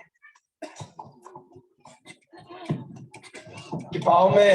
ko be bon chan na taw tin king na ka nga hong kal song so pi ulan au te ho lam ka ho chule asar ho in ko lang boiling gigin ang ho lo in aban chan na puilur bilang long loma member ho long sitin asunga na long loma hong taw bilang bu ato ho sa unda lutin ipao me na he ikise nga iwa lohing sela program mi chai thei we pati ni thangwa min chula mi pi ho chunga zo ki pa tu save asar ho in lungsitin jin ho puyutin kusung mi te ho azoting le ai hon nom ta la tuita ine khom diwahin alom loma member ho na tong nau zon nong lo dim devin kan head survey tuni sun program sunga lom kitup ta chu khupting lom pi hiwe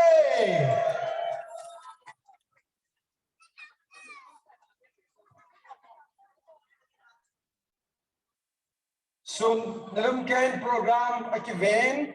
asunga to ho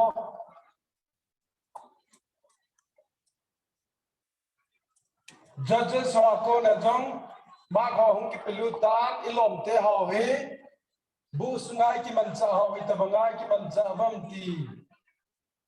ai vadla pi wa hin bayazum lo hel dinga wain ki pi sa hin lom loma na to na di lom loma hung to le chum ki pa min te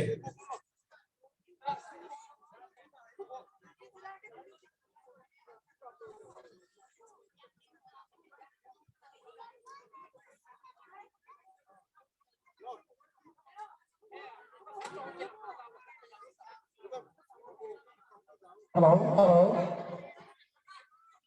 Lord members ho hello lama ito naman siya to sa kailangan hello live hello lama lam kayo yun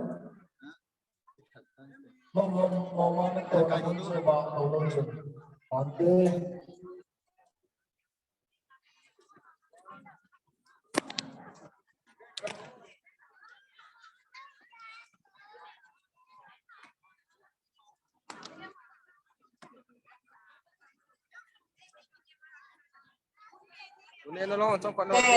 cookie in pi ho zong kamuin ki pao men ki hate le ilam ni ko he tuni first session mo chai da lai he